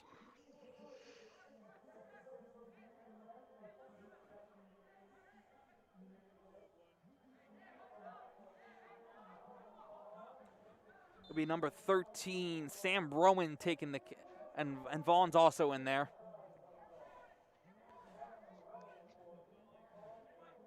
Vaughn there with the kick. Almost there, blocked by Marquette. Sam Rowan comes in for the second chance opportunity. It goes far right, and Marquette will get the goal kick. Another solid defensive play there. Defense has been supreme in this game. Oliver Posarelli gets the quick pass there from his goalkeeper. He goes to Merceberger. Merceberger back to Posarelli now. Back to Chukai. Brings on number 9, Stefan Stojanovic. Back to Posarelli. Just trying to set something up right now here on the attack. And there's Merceberger sailing it all the way in upfield. Mandrigal almost had it, but it is saved there by Schulte. Yeah, real solid play in that back line overall, and to get it back to Schulte. Molly, we're going to send it out to our sideline reporter, Molly Gresslock. Molly, these two teams have had a lot of conditioning to get ready for this game, but for Marquette, back-to-back overtime games, something that Marquette hopes to not have today, but they do. They know they have the energy for it. Hey, yeah, John, I was going to say this game's looking rather familiar to those past 2 games that they had. Going into the second half with no score again. Is it going to go to overtime again? We'll see. Lewis Bennett, his biggest takeaways from learning on those last 2 games were to just improve. And he said looking back, he thought maybe they played worse than they actually did. But when they look back on the film, they actually didn't really have any goals to kick and anything like that. So I think that's what's happening today as well. Nobody's really getting those good looks. Everyone's kind of playing defensively well. So we'll see what happens in these next minutes. Back to you. Thank you, Molly. We have a substitution on the floor for St. Louis. Chandler Vaughn heads out for Daniel Moore. But Jackson, it looks a little bit more like deja vu, a little bit like Molly said, but Louis Bennett does know that he's going to try to fight for a win. Tie at worst, but a win is what Marquette wants today to go 3-0 on the season. Yeah, wins are everything, but yeah, Molly's definitely right. I mean, no score. We're about another half an hour away from overtime, so there's still obviously plenty of time, but yeah, another strong defensive effort from both teams involved in a Marquette game this year. But yeah, you're right. They got to get the offense going, and you want ties are all right, but yeah, you're right. You want to start 3-0-0 heading into conference play. Absolutely. For St. Louis, this is the best start since 2014 at 2-0. They look to get the program best at 3-0 with a win. But Coach Bennett was telling us, Jackson, yesterday, if Marquette is able to get first in the goal column, that's really where St. Louis has to change their attack. So Marquette just trying to fight right now to create an opportunity, and they've done that so far here in the second half. Yeah, the offense looks a lot better from that first half. They got quite a few more opportunities and based on how they're playing. But yeah, you're right. I mean, you force St. Louis to push the issue and completely change because they're a very patient, ball-dominant team. So if you force them into something they're not comfortable with, then you're on the right track. Throw-in coming up here for the Golden Eagles. Alex Merceberger taking the throw-in. He throws it real quickly there to A.J. Franklin. Back to Salmarone now here inside the middle. He brings the ball across the field to Manuel Chukai.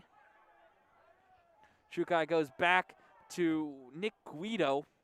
Guido passes it all the way back up now. Merceberger on the attack. Try to cross it, and it's saved there by Patrick Schulte. A great shot there by Alex Merceberger.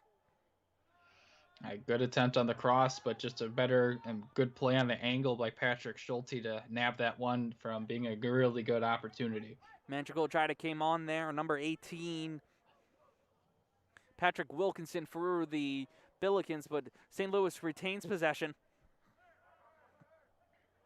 Brian Johnson has it. He kicks it up, goes out of bounds off Marquette. So quick throw in now here for the Billikens.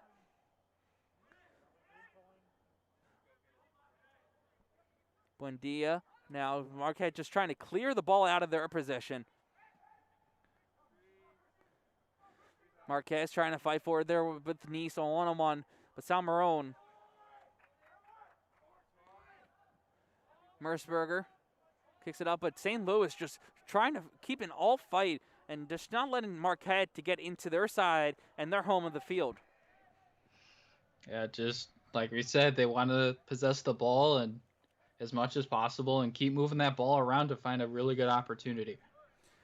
Marquette has played on the pitch here inside the dome on the turf. A little bit smaller. We talked about it a little bit earlier in the broadcast. But for St. Louis, they've had to probably adapt a little bit to their style of game because they tend to play a lot of their games outdoors. Yeah, it's a much different feeling and obviously a bit of a smaller field as we've talked about, but you're absolutely right. But both teams are on the same pitch right now, so both teams are shot there for doing their best. St. Louis, number 18, Patrick Wilkinson. He'll sail high just on top of the crossbar. Goal kick. They're not going to say actually a corner kick. That's a very interesting call there by the officials. It didn't look like from my vantage point right here on the sideline that it went out of the ball touched a Marquette player at the end, but St. Louis getting an opportunity here with a corner kick. Yeah, I gotta agree. Maybe it hit off Hallwood there, but yeah, it's definitely a big opportunity here. 75 minutes in approximately. See what they can do with it. Corner kick there for St. Louis. We're going to call a foul inside the box.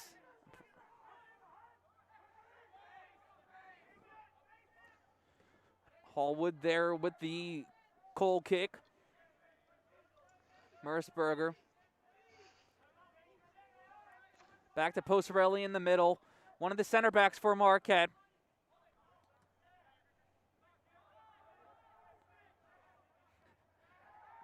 Nick Guido trying to slide tackle, and they're going to get called that for a foul. It looked like it definitely was they're actually going to give him a yellow card for that. A little bit of a little too much there, but I thought it was clean a little bit. But the official agrees other, and he gets paid the big bucks, Jackson. Yeah, we're some could say a little bit of armchair refereeing, but I can see why he made that call. A little too much contact on that slide tackle, and slide tackles are a big risk and kind of a gamble there because you're either going to get the ball away and it's going to look great, or you're going to hit someone in the leg and probably end up with a yellow card. So second yellow card of the afternoon for Marquette. The other yellow card came in the first half to Alan Salmarone. Marquette just Merceberger there fighting one-on-one. Sam Rowan, still has it. Passes it back to Wilkinson. Christian Marquez went for the slide tackle. Marquette brings ball back. Zach Wegener tried to pass it up to Sunison. Sunison not happy with that play, off screen a little bit. But Chukai has it, and Marquette will get another opportunity. 75 minutes plus in the regulation. Sunison has it. He gets it off the bounce. He brings it with it. And they're going to call it offsides. Lucas Innocent tried containing the ball just to make sure offsides is not called, but one step a little too much there from the junior out of Tabby, Sweden. Yeah, it was a good opportunity and good try to keep it from going offsides. Just like you said, a little bit too much. Bessie has it for the Billigans. He goes out to Nice to Buendia. Budinas kicks it and sails it all the way up cross field. There's number 21 for the Billikens. Daniel Moore tried to cross it, but it's saved there by Chandler Hallwood. Christian Marquez now on the fast breakaway, open one-on-one. Takes a step back. Still holds on to it. He gets thrown to the ground. No call there from the official. Sam Rowan now has it. He goes out to his right. It's number 24, Mujib Murata. Back to Wilkinson in center. St. Louis still has it. They try to make a cross into the net, into the box. Wilkinson with a header now. As it looks like Marquette player went down on that header. Went down pretty hard. Looks like it was number 3, Jonathan Robinson. And obviously a header, you have the possibility of colliding heads, and that's never a good thing in sports. Yeah, especially, yeah, like you said, head collisions are always scary, especially if you break skin or something. But obviously, with a lot of sports, concussions have become a main issue. Soccer and American football have been the main two, but it's never fun to see. 77 minutes into this game, getting closer to the 90-minute regulation time. Marquette could play their third straight overtime game of the season. They've been victorious in the past 2. Goals from Soto Beto and Lucas Sunison for the Golden Eagles. Hallwood has it. He clears it now. Beautiful kick there by Chandler Hallwood.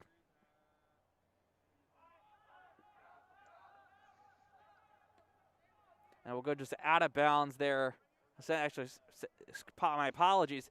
It looks like it was out of bounds, but the glass is fogged up a little bit there, Jackson, as Chandler Hallwood will just pass it to Posarelli to reset. Yeah, hot air and cold weather and glasses are not usually a good combination. I even put the anti-fog wipes onto it to make sure we don't have it, but they don't work in here in Milwaukee. Yeah, they're not built for the frozen tundra. That's right for that. As Jonathan Robinson gets ready to throw it in for Marquette. A little subs on for Marquette. Beto Soto comes on. Christian Marquez heads off.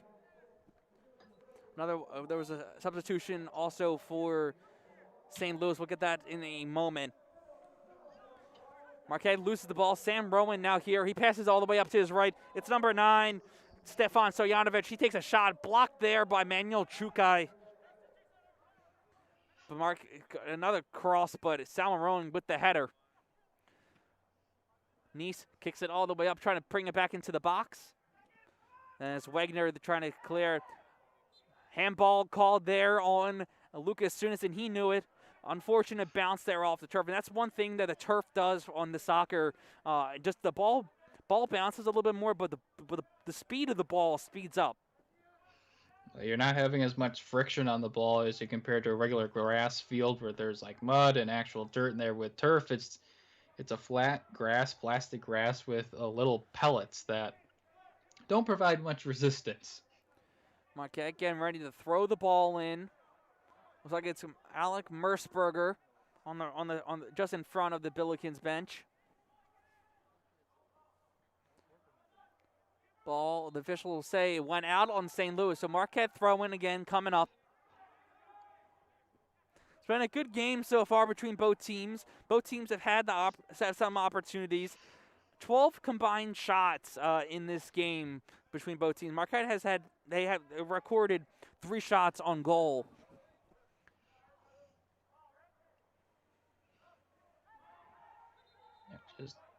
Billikens haven't really been able to finish. They have the lion's share of the shots, 8 shots to 4. But like you said, Marquette, 3 of their 4 shots on goal. No shots on goal for the Billikens, but they've had some really good opportunities that have just sailed. Both teams just trying to figure out their rotations and positioning early on the season. A quick few non-conference games before reaching conference play. Call will go against Marquette right there, as Billikens will get an opportunity.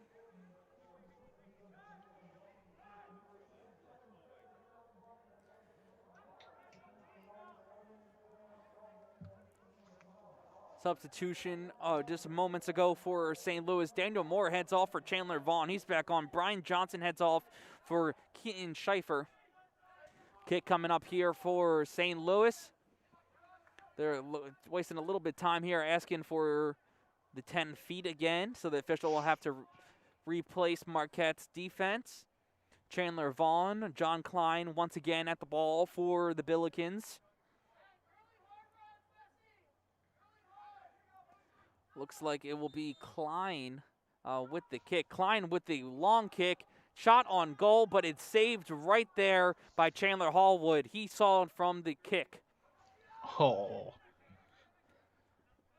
Marquette still loses the ball as St. Louis gets it back quickly, but they're going to call a foul there on Jonathan Robinson, and they're going to give him a yellow card. So this head official not letting anything slide in this contest. That's 3 yellow cards for Marquette in this game. Yeah, he's laying down the law, as it were. I'm surprised it's already 3 yellow cards up to this point. Yeah, it was a good opportunity by Wallman. He tried to get that ball up quickly, but it was a good play by Buendia to break that up.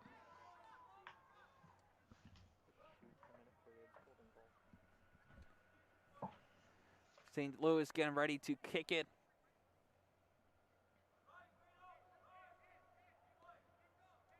It'll be Chandler Vaughn with the kick.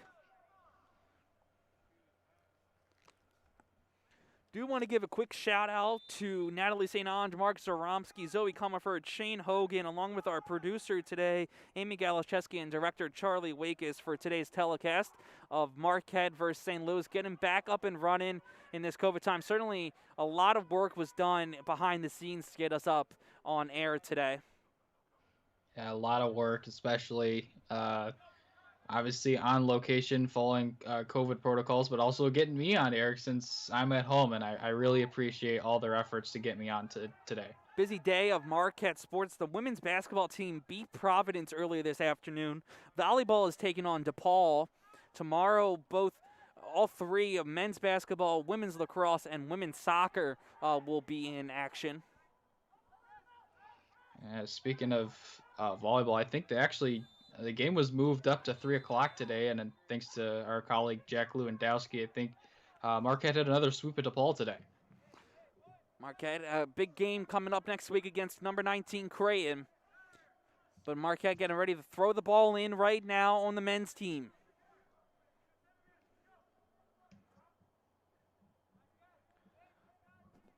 So it'll be Jonathan Robinson on the throw-in.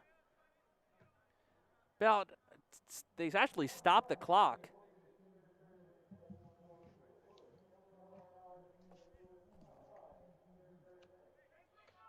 Trying to see what the PA announcer, Dan Pfeiffer, was saying about that call. But the clock has resumed. They're going to actually, it was the yellow card on John Klein. So another card given by the official. They are not shy about the cards. Remind me of my first grade teacher. He had that card system for good and bad behavior. He's not afraid to use those yellow cards. As Marquette has the shot on, tried to attempt a shot on goal, but Patrick Schulte is there with the save. Just under 7 minutes remaining here in regulation before we reach overtime.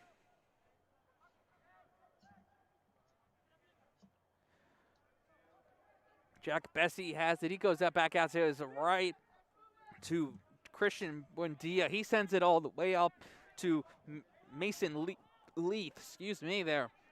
As Jonathan Robinson steals the ball there for the Golden Eagles. He goes with a pass to Nick Guido. Guido thrown down to the ground. And the stop will be called, but a kick coming up here for Marquette. The foul will go against number 16, Keaton Schaefer. He's not very happy with the call. Yes, you're going to give him a red card. Fighting with the ref and talking back to the ref will get him a red card, and he's going to have to look like he's going to hit the showers a little bit early in this one. But that's what happens, Jackson. With an official like this in any game, you can't be talking back because it was just a warning with a yellow card at first, but then the official gave him the red card because he wouldn't stop talking. Yeah, I mean, we talked about earlier that this ref is not afraid to throw out those yellow cards, and you keep talking back, he's not obviously not afraid to throw out the red cards too. So Marquette will get the free kick coming up. Manuel Chukai will get the kick. Will perform the kick rather.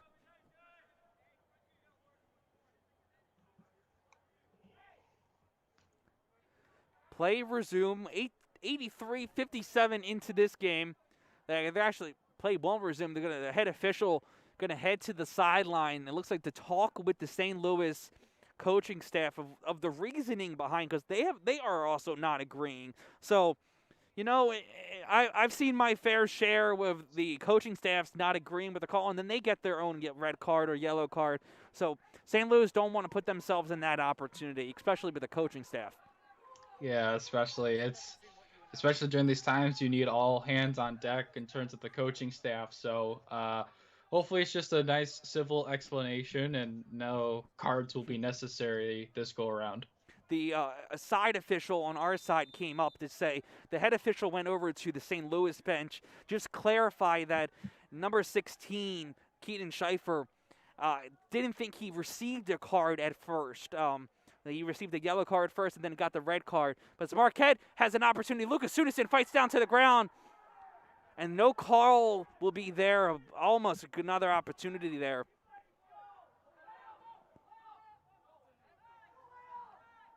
And interesting calls. Jonathan Robinson has it. Goes to Posarelli. Inching to closer to 5 minutes left in the second half.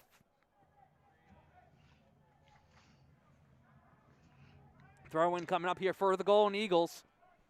They try to bring the momentum now here on their side and get that fight goal before it heads to the end of the second half. Chukai now has it just in the middle. He looks upfield, crosses it to AJ Franklin, on that. But it won't be any good as Schulte there. Little push there by number 14, Patrick Guaya on Alan Salmero. Nothing called. Play continues. Jonathan Robinson has it. Makes a move. Will go out of bounds. Robinson getting ready to throw it in again for the Golden Eagles. Robinson throws it in. It looks like it's out of bounds, but Franklin fights for it and holds on to Marquette's side. Salmerone throws it, kicks it rather.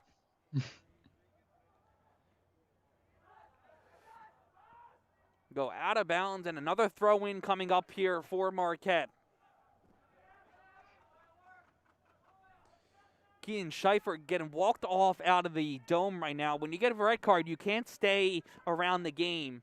It's like it's literally an ejection from the game. So he can't be here for the rest of the regulation and whatever overtime, how long that goes. So he'll head to the locker room for the Billikens outside the dome. Yeah, it's unfortunate. I know it's not super warm in theirs like you said, but I'd rather be in there than heading outside and into the locker room. Marquette crosses it there inside, but it will get cleared right away by St. Louis. For a little bit over 4 minutes. A little bit under, I should say. Shot there from Marquette. No good as it will sail out. St. Louis getting ready to make 2 subs at the end of regulation. Number 24, Majub Marana heads back onto the pitch, as well as number 3, Caleb Iverson.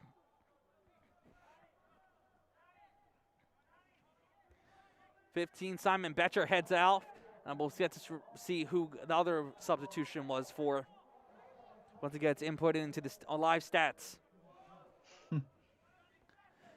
Leith fights for it. Headers back and forth between Marquette and St. Louis right now. Wagner tried to fight for it. Sunison comes on. Buendia has Sunison try to fight for it. Almost great job there trying to fight. Solid play there. Just couldn't quite steal away. Klein has it. He kicks it up to the right. There is Mujab Marana. Marana's ball goes out. He'll get a quick throw-in coming up here for St. Louis. Telling his team just to head back. A long throw-in coming up. We need to get the guys inside the box. Throw in there from Marana. Gets the header, gets a fight it, and Marquette clears it. Lucas Sunison now has it on the bounce. He's being brought. Lucas Sunison, bring him to the fast. He's on the right side. Takes a shot. It sails it. Oh, if it did not hit off of the hands of Patrick Schulte, that might have had an opportunity of hitting off the post and going right in. What an effort by Lucas Sunison, and if he had gotten a little bit more air on that, you're right, that easily could have gone in. Great athletic play by Schulte, though, to just get a hand on it. Inching closer to 1 minute remaining here as St. Louis sails the ball and sends it with Shukai there to stop it on the Marquette defense.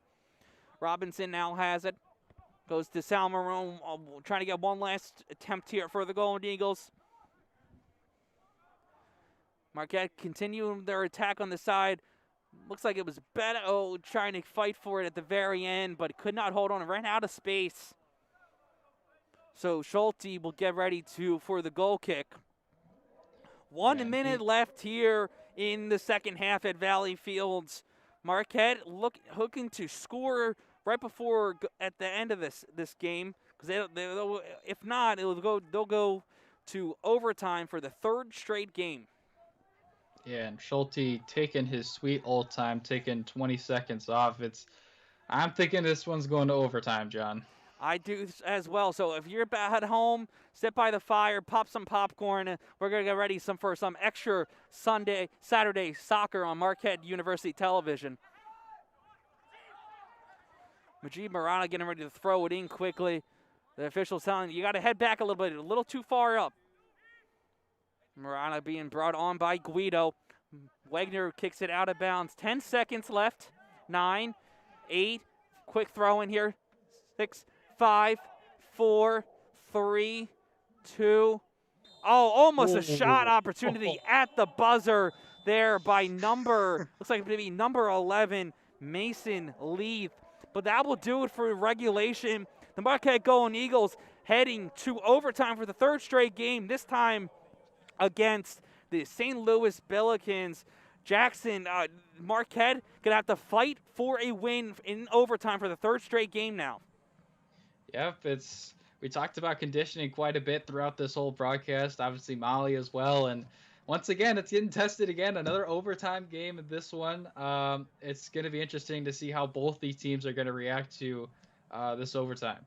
And now the past 2 games for Marquette, we've said it throughout the broadcast, they've been victorious in overtime. They scored in the first 3 and 5 minutes in overtime against Loyola Chicago and Northern Illinois. They'll look to do that, but Coach Bennett talked to us when we asked him how can you explain that you score right away in overtime after playing a full 90 minutes slate, how do you do that with a team? He said sometimes teams are just a little bit more mindset. The mindset's a little bit tighter in the second in overtime, and that's what pushes them to the end. But they have an opportunity, and they've had opportunities throughout this game. But we're sending it out to Molly Gretzlock. Molly, this game is showing to be one of the better games in the rivalry between both teams. Yeah, they're really showing up today, and like Coach Bennett said, going to overtime twice last week to start the season was rather unusual, but here we are again. So let's see who can really battle for the end. And I was really wondering to Coach Bennett when we were talking to him yesterday if the weather was going to impact him. You briefly mentioned how it's cold, and it's really getting colder as it's starting to get to nighttime. He said that that's really not affecting them, and he really mentioned how the alumni would probably get upset if he said it was a concern to him or that team, because back in the day, they had to train in this cold and then sometimes even plow that snow. So really, at the end of this game, the weather's not coming into concern. It's just going to see who can finally connect with the back of the net. Back to you guys. It's very cold out here. We started the game at 9 degrees. It's gone down to 4 degrees outside. A little bit warmer inside here, the dome, because of how the dome is built, and they got a little few heaters. But for Marquette, they're going to try to use all the energy they got left to pull out a win and go 3-0. They hope to go 3-0 on the season in overtime. But you were right. Like Monley said, Jackson, Coach Bennett was joking to us in a way that the teams right now in the most recent years from Marquette, from either lacrosse and soccer, two teams that play a lot down here at Valley Fields, they have the benefit of coming into a dome and a facility like this, and a lot of teams in the area don't have this vantage point, if you will, or an advantage of going to play in a dome. Yeah, you're right. A lot of teams don't have that opportunity, as you were saying, to play in a dome like this and at least be somewhat sheltered from the elements. So, yeah, it was fun to talk with Coach Bennett about that and his response to it. But yeah, it's gonna be interesting. Yeah, both teams are pretty spent at this point early on in the season, and it's really interesting to see how Marquette, especially like we've talked about, 3 overtime games in a row. So you're really going to have to rely off your bench and keep your guys as fresh as possible. Yeah, you absolutely will. And for Marquette, what are they going to need to do here in overtime in order to continue the trend of coming out with a victory? Well, you got to have that mentality you had in those first 2 overtime games, is to score and score quickly. Like you said, they scored in the 5th minute and in the 3rd minute. And especially that game against Loyola Chicago is 2.5 minutes into that overtime. So the mindset of scoring quickly and just score quickly. Yeah, absolutely. Both teams trying to get back home. For St. Louis, they'll get probably back on the bench, but they'll get on the bus rather and head home. It'll be still warm, but a little bit warmer than right now. And for Marquette, you probably can guarantee that they're going to get some nice, they're going to go back to their dorms or their apartment for the coaches, back to their homes, take a nice warm shower to warm up. I know I'll probably be doing that once we head back after cleaning up after this broadcast. I've put gloves on. I've tried everything. My glasses are fogging up here now as it's getting colder here. So it's full steam ahead, but we're glad you're with us here on Marquette University Television and GoMarquette.com. The Golden Eagles and the Billikens heading to overtime here at Valley Fields. Extra minutes of soccer here on a Saturday afternoon, and from Milwaukee,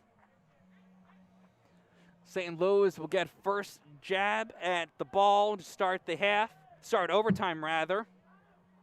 Be number 18, Patrick Wilkinson.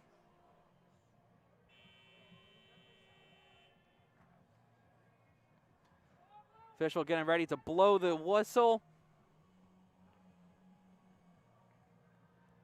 And overtime is underway here at the Dome as St. Louis has it. Bessie sends it all the way up in the right corner. St. Louis regaining possession. Both teams going back for the same direction as they were in the first half. Patrick Schulte has it now for the Pelicans, excuse me. Ball will go out, and Marquette will get the quick throw in coming up out. It'll be Jonathan Robinson there. Robinson, quick throw into Alan Salmarone. He passes it across the pitch to Oliver Posarelli. Alec Merceberger passes it up to number 15, Christian Marquez. Back to Merceberger. Back to Posarelli. Keep away, still happening here, but Marquez is trying to get an opportunity to strike first and win a game here in overtime as they sail it all the way into the box, but Schulte is there with the stop. Yeah, keep away is a big part of soccer, as you're describing it, and it's something that you have to build up your offense, look for a good opportunity, and then go after that opportunity. Buendia kicks it all the way up for the Billikens. Marquette's trying to fight for the ball right now. Zion Andrade now has it on the soft side for Marquette. Looks like it's Soto Beto. A little hard to read the jerseys on the far right from our vantage point here. Marquette wearing the home golds with the white lettering. White and gold don't really match that far when you're far distance, Jackson. Yeah, it's difficult to understand and process, and you also gotta make sure your passes are on the money. Passing needs to be crisp here in overtime for both teams if they want to come out with a win. Passing in almost any sport is the bedrock of how you generate offense, and soccer is no different. You have to set up the right opportunities, and soccer is pretty much predicated on passing. Cross there for St. Marquette, but St. Louis is there to clear it. Beto trying to fight for it here, trying to pull the jersey as number 7, John Klein, will head down to the ground. Merceberger will be the one that called for the foul. And he's going to be, looks like he'd be given a yellow card. And Christian Marquez just there to push him back. Don't want to have Merceberger get a red card because of how crucial he is to Marquette's back line. And if any of the position group backline players are so important not to lose, especially in overtime. I mean, we got 7.5 minutes left of overtime, so this is not the time to be losing your defensive pieces. Yeah, absolutely. And you know, I come from a soccer family. I played defense during my day. My brother, a goalkeeper, and my other brother, a midfielder, and the middle brother, Sal, and he's a fighter on the court, and he gets a yellow card here and there. I'm like, Sal, you gotta stop getting the yellow card. She's like, so what? I'm just playing. So that's how I feel when I'm watching this game. Look like I'm back at home. Yeah, midfielders and strikers can be a little bit more aggressive when it comes to yellow cards. There's about a little bit over 7 minutes left in the first overtime. Play 10-minute halves here in overtime, and the first team to win wins the game. Jonathan Robinson passes it up. Pass looked like to be intended for Beto Soto, but Pelicans get the ball back. Wilkinson now being brought on by Sunison. Kicks it all the way up. Andrade falls to the ground, but no call there. And then there could be a late call there, rather. So Marquette will get a free kick coming up.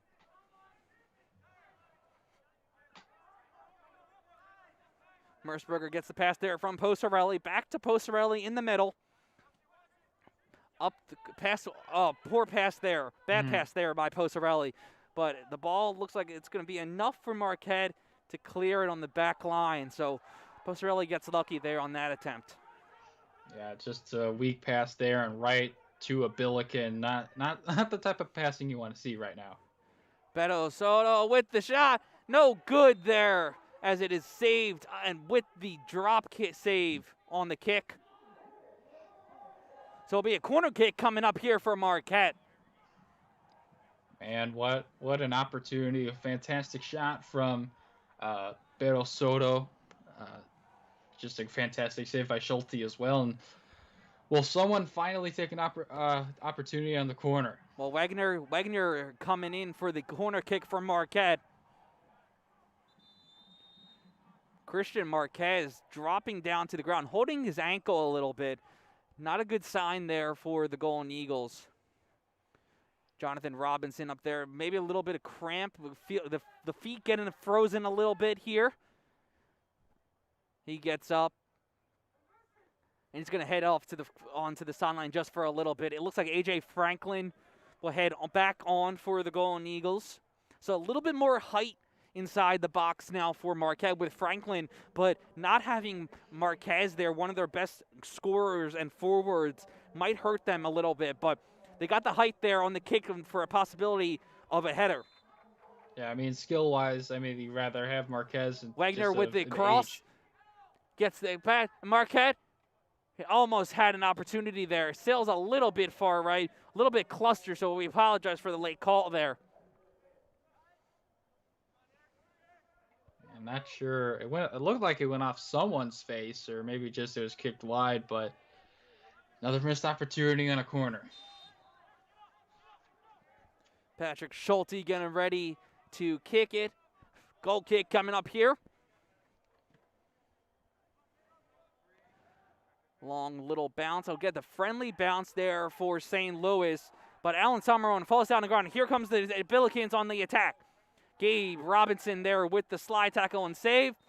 And Marquette will get the ball back. Great job there by Robinson to drop back and go down and try to save it. Even if he got called for a foul, it would not have been totally great, but it saved a goal from happening on the breakaway. Yeah, at this point, you got to do anything that's going to keep the ball out of the net, and it's just a fantastic defensive play, and the freshman here is really stepping up. Robinson passes it up. Ball looks like it will roll just a little bit before it ran out of bounds, but Schulte is there with the pickup. 4:15 left here in the first overtime in Milwaukee between Marquette and St. Louis.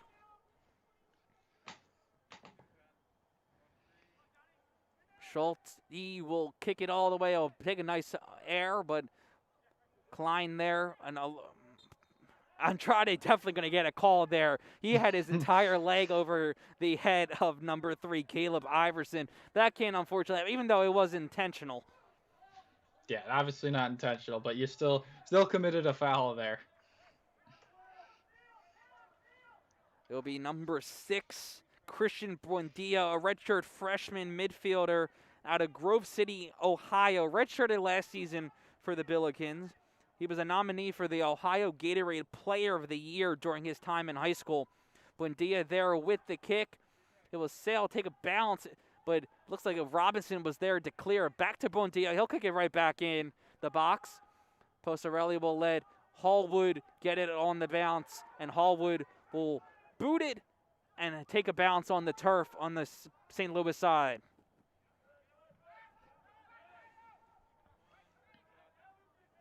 Schulte now has a hill clear back and forth between both goalkeepers.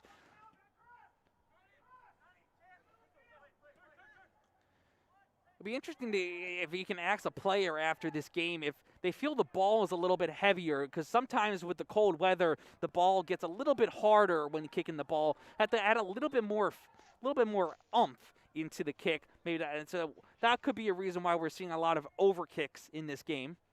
Yeah, probably right there, John. A lot of overcompensation for how the ball feels on your foot when it really doesn't necessarily need it. I mean, if I was the one kicking and you saw a big kick, it was just because I had a nice boot with my kick. It wouldn't be because of the weather, but that's just me.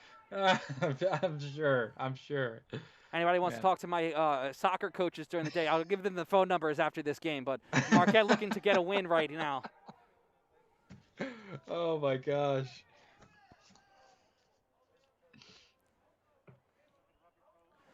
St. Louis throws it in. Looks like it's Chandler Vaughn. Actually, it was Mujib Murana with the throw in. But Marquette holding the ball. A little bit of a throw down to the ground there from John Klein and Alan Samarone. They collided a little bit, but Marquette holds the ball right now. They have the ball still on the side. A.J. Franklin tried to take a shot, but Merceberger there with the header. Back to Franklin. Franklin brings his way inside. He gets the cross. Can't get it as he runs into the net that's just in front of the scorer of the clock. That's what we'll call it. There's no traditional board up here. But Merceberger getting ready for another corner kick. Actually, Beto with the kick. Quick pass there to Merceberger. Back to Beto. Beto with the shot on net. No good there. But Marquette gets the header from Alan Samaronen, but St. Louis clears it for the moment. Yeah, there's solid opportunity on a corner, but there is literally just a wall of people in front of that net. It is very unlikely that Beto is going to be able to get that past anyone. Just 39 seconds left here in the first overtime. Inching closer to double overtime. Merceberger has it. He's being brought on by Wilkinson, but he passes it all the way up to Wagner. Wagner did not get called for the foul there. Trukai passes it back up to Merceberger. Merceberger takes a shot into the box. Can't sail right quick, but A.J. Franklin there. He brings it. Zion Andrade, goal! Zion Andrade scores for Marquette in overtime, and the Golden Eagles win their third straight in overtime. What a game, what a shot there by the Brazilian. Oh my gosh. What a beautiful setup right there, and Andrade fighting through all the traffic with 8 seconds left in the first overtime. Just snipes it bottom left, and another overtime win. Another overtime win, but Marquette fought to the very end. 8 seconds left in the first overtime, but Jackson, what a great game between both teams. Though Marquette came out with the victory, this game might be one. It's actually Marquette's first win against St. Louis since 2002. So Marquette makes history, 3 straight in overtime. Then we got their first win against the Billikens since 2002. What a great game. Yeah, it's just fantastic effort. This is a huge momentum game. Obviously, they weren't focused on the necessarily rivalry between the two, but considering the success St. Louis has had against Marquette, to get this, and then you're going to start conference play next week, I can't think of a better way to start conference play. Yeah, for sure. Marquette moves to 3-0 on the season, while the Billikens move to 2-1 on the season. Both coaching staffs just talking to the officials right now. Louis Bennett congratulating. Obviously, both teams can't come together, give a handshake and all because of COVID. But we're going to send it to our sideline reporter, Molly Gresslock. Molly, you had a great angle of Zion Andrade's shot goal right there. St. Louis Billikens 0. Scoring the golden goal for the Golden Eagles, Zion Andrade. The goal came in the 100th minute, and it is Andrade's so we'll try to get to her in just a little bit. But Jackson, moving into this one, this has to be great momentum and a great lift for Marquette to head into conference play. And their next game will be against Creighton. Right here. We're going to actually go to Molly before that. We'll get back to you, Jackson, in a second. But Molly, you had a great angle of Zion Andrade's goal right there. Marquette wins their third straight game. Yeah, guys, what can I say? That was an amazing win. He had an open spot downfield. He saw that, took the shot, trusted in himself, and what do you got? You got a third win on the season, third overtime game, might I add. Just insane. And Coach Bennett emphasized how the team wasn't going to adjust to how Billiken played, but rather play their game. So I think that was impressive today, and that's just what you saw. What an end to that game, you guys. Marquette Athletics. Molly, great win. And Zion Andrade making his mark, no pun intended, here in Marquette. He arrived to Marquette a little late compared to everybody else. So, Jackson, he wasn't able to come here right away to Milwaukee because he had some COVID travel problems. And then when he got to Milwaukee, he had to go through a medical quarantine before rejoining the team. But in his second game for Marquette, he has made a big impact, and he's going to be a big part to Marquette's offense this season. Yeah, it's a valuable player on this team for sure, and definitely someone who's going to play a big part in that midfield, and especially as a veteran presence, as a junior, kind of settle everything down. And you're right. He did make his mark in this game for sure with that fantastic goal. And you're right. He's going to be a big part of this team moving forward. And I'm really interested and really excited to see where the rest of his Marquette career goes. Yeah, the Rio de Janeiro native really is just a great add-on to Marquette's team. And Marquette added a lot of additions to this year's team from the signees and the transfers. They have a few transfers, and they're able to come play right away because of the NCAA giving just basically exempting the extra year of eligibility. But Jackson, for Louis Bennett, this is win 94 as a head coach here at Marquette. 6 games away from becoming the second coach in Marquette history to reach 100 wins. The other one is Steve Adler, but Coach Bennett really has put this team in a great position to start the season. Yeah, and it's been fun to watch and fun to see how this team has progressed and done through the early part of this year. And you're right, I'm excited for Louis Bennett. I know for him, there's probably a little bit of him that's excited for that, but for the most part, I'm pretty sure he's focused on getting wins and just building the momentum. And it's going to be a fun one next week against Creighton. Absolutely. Marquette has a week off where we're hoping to get Coach Bennett to be interviewed by Molly in just a few moments. So stick with us for that interview. But Jackson, you're going back to how important this season is. Marquette, this team, until last week against Loyola Chicago, none of these players played a meaningful game for 12 to 16 months. And then they came back to Marquette in the summer. They found out their season was going to be postponed until the spring because of COVID. Then at the Christmas break, they went home for 2 months. And then they come back early for training camp, if you will, to get ready for this season. But it's a lot of getting back to the fundamentals for this team. And they're getting their rhythm into motion right now. Yeah, and like you said, they haven't played meaningful games in a long time, but honestly, with a lot of new faces, they haven't played a lot of meaningful games together. So for them to be 3-0 is impressive and says a lot to the coaching staff and how they've been able to prepare this team going into the season. And you just know that this is just the beginning, and seeing how they'll continue. They'll try to work everything out and work things as the season progresses, but to start out 3-0 is a fantastic feeling. Yeah, absolutely. A team that was picked to finish, I believe, 4th out of 5 in the Big East Midwest division. And I say Midwest division, you might be asking, what's John saying here? But because of COVID, the Big East has split the conference into 2 regions, the Midwest and the East. And so Marquette, competing in the Midwest, they'll face teams like DePaul, Creighton, Xavier, and Butler. They'll play against each other twice in this season. So they won't be able to see St. John's and Georgetown and Villanova, some of the better teams in the conference this year. But they'll hope to see those teams come postseason time. But it's a good job for Marquette just to get things growing, because right now the Big East is not going to be easy to play as it is every single year.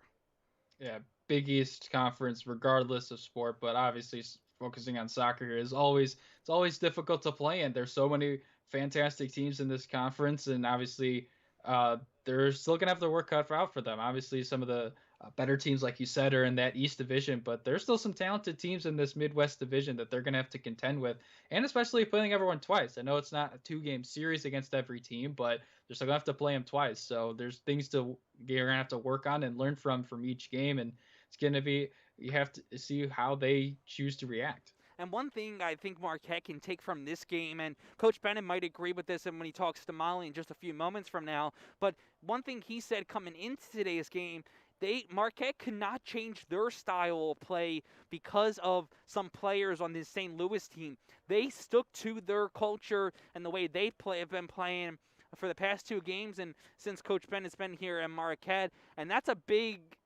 positive coming out of this game if I'm Louis Bennett and his coaching staff.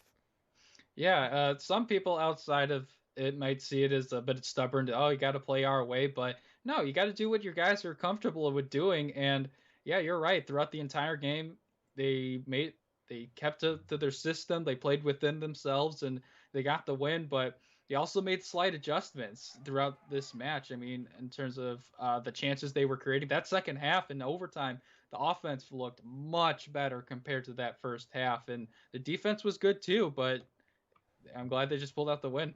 Yeah, absolutely. And obviously, if you're just joining us right now at the end, you missed a great thriller of Marquette versus St. Louis. The Golden Eagles come out on top 1-0 in overtime. Third straight victory in overtime for Marquette. With 8 seconds left, newcomer Zion Andrade scored a goal off a it looked like to be a second chance opportunity during the game when it was happening.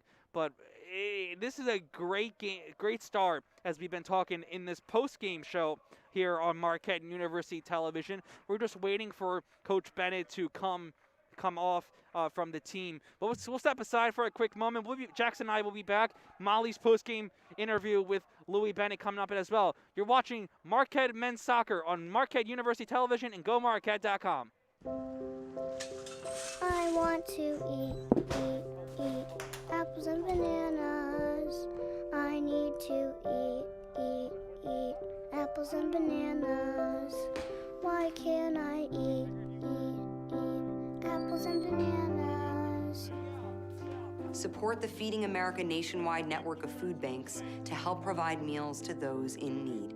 Join us at feedingamerica.org.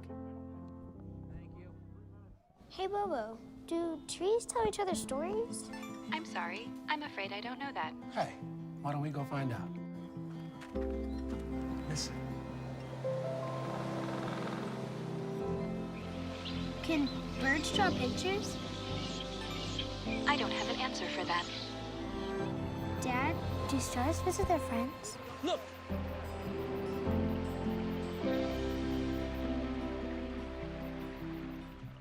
Jordan knows he shouldn't eat this entire bowl of nachos, but tonight he's earned that right. Because a few hours ago, in the middle of happy hour, he recognized a sign. Not from the gods or a bolt of lightning, but from a double heart, a kissy face, and a fourth ha in ha ha ha. That's when Jordan knew he was buzzed. So when it was time to go, he got a ride home instead of driving. Be a legend like Jordan. Recognize your buzzed warning signs and get a ride home. Buzz driving is drunk driving. Our hearts are made stronger by how we treat others. Put her there. The light you share can impact those around you, but so can the darkness. Later, twerps. Did Pete saying mean things bother ya? So when you reach out to another person, take a moment to consider how they will feel and let your heart be the key to making a difference. Because of you, someone's entire day, year, or even life can change. In every heart, there's hope. Okay, Dad.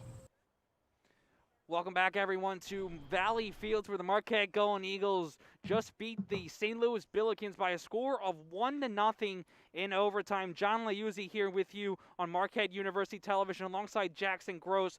Louis Bennett just walked over to Molly Gretzlock, so we'll send it to her in a quick moment.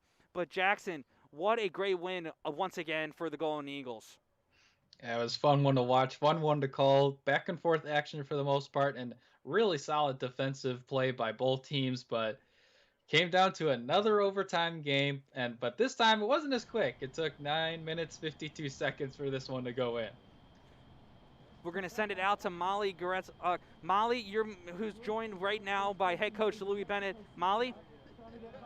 Hey, thanks, John. First off, congrats on that win again. Third one now. What were your initial thoughts? Overtime, third game, you said yesterday, very unusual to have two. Now you have three. What were the thoughts with that? After the game or before, or when we were actually entering into it? Going in. I knew, obviously, they'd had a guy sent off. I knew if we could create at least one or two quality chances, we had a good chance of winning the game, and Zion kind of made that chance a quality chance and then had the poise to put the ball in the back of the net, Obviously, you're proud of a team that can hang in there under all kinds of things. St. Louis are a very good team. They're a frustrating team. They play a certain way that is basically a counter-attack, or if you're a boxing fan, counter-punching, and they can really knock you out. I think earlier in the game when they had the penalty, they couldn't convert that, and then we basically just kept chipping away. I'm really proud of the guys. I mean, we've struggled at times to keep clean sheets, and now we've had 3 consecutive clean sheets. We got to be proud of that. And today the goalkeeper didn't have to make any great saves, you know. Their goalkeeper had to make 2. I think Beto could have finished it in regulation, but the goalkeeper got to the near post, and then we finished it off, which is great. Yeah, and Coach, I just gotta know. I'm very curious. What did you say to the team in that huddle after? That we need to do better with the ball, but the fact that being able to keep a team away from scoring, we're always got a chance of winning. If we keep a clean sheet, we're going to have a positive result. Either it's going to be a tie or a win. And I was proud of them doing that, and that we've got work to do to become, if we're as good with the ball as we are defending our own goal, we're going to have a great season. And that's a goal. We're a work in progress. I think we keep pushing them to be better. And I'm not going to use the excuse, well, they've been 14 months without playing a competitive competition. Imagine if we all, in our own profession, if it was 14 months since you had a microphone and you'd be a bit rusty probably, right? Well, that's what, and we've done a really good job of kind of at least trying to, you know, create a style and create signature things that happen, you know, that are going to happen when you watch Marquette soccer, and we're still a work in progress. So. Yeah, awesome. Thank you so much. Okay, thank you. Thanks. Thank you so much, Coach Bennett, for joining us here on the post-game show. But Jackson, final takeaways before we wrap it up here on Marquette University Television from Valley Fields. Just a solid, like I said, solid defensive effort from both teams. Obviously, Marquette a little bit better because they got the win, but yeah, overall, just a really solid game overall. And I really liked what I saw, especially in that second half with the offense. A lot more chances, a lot more shots.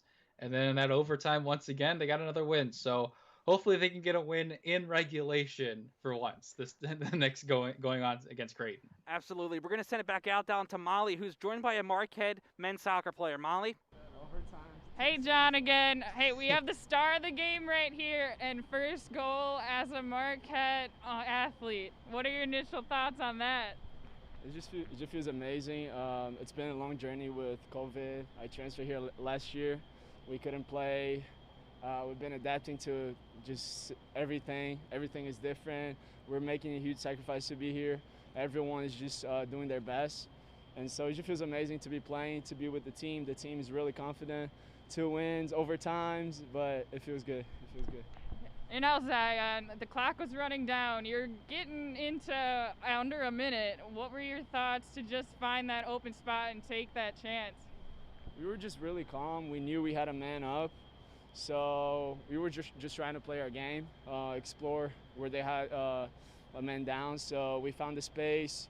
It was a good ball. They cleared it. It came to me, and I was just really blessed. Yeah, last question. You're preparing to start Big East play against Creighton next week.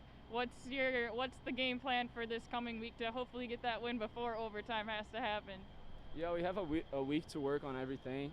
And I don't know, conference is different, but we come from 3 wins.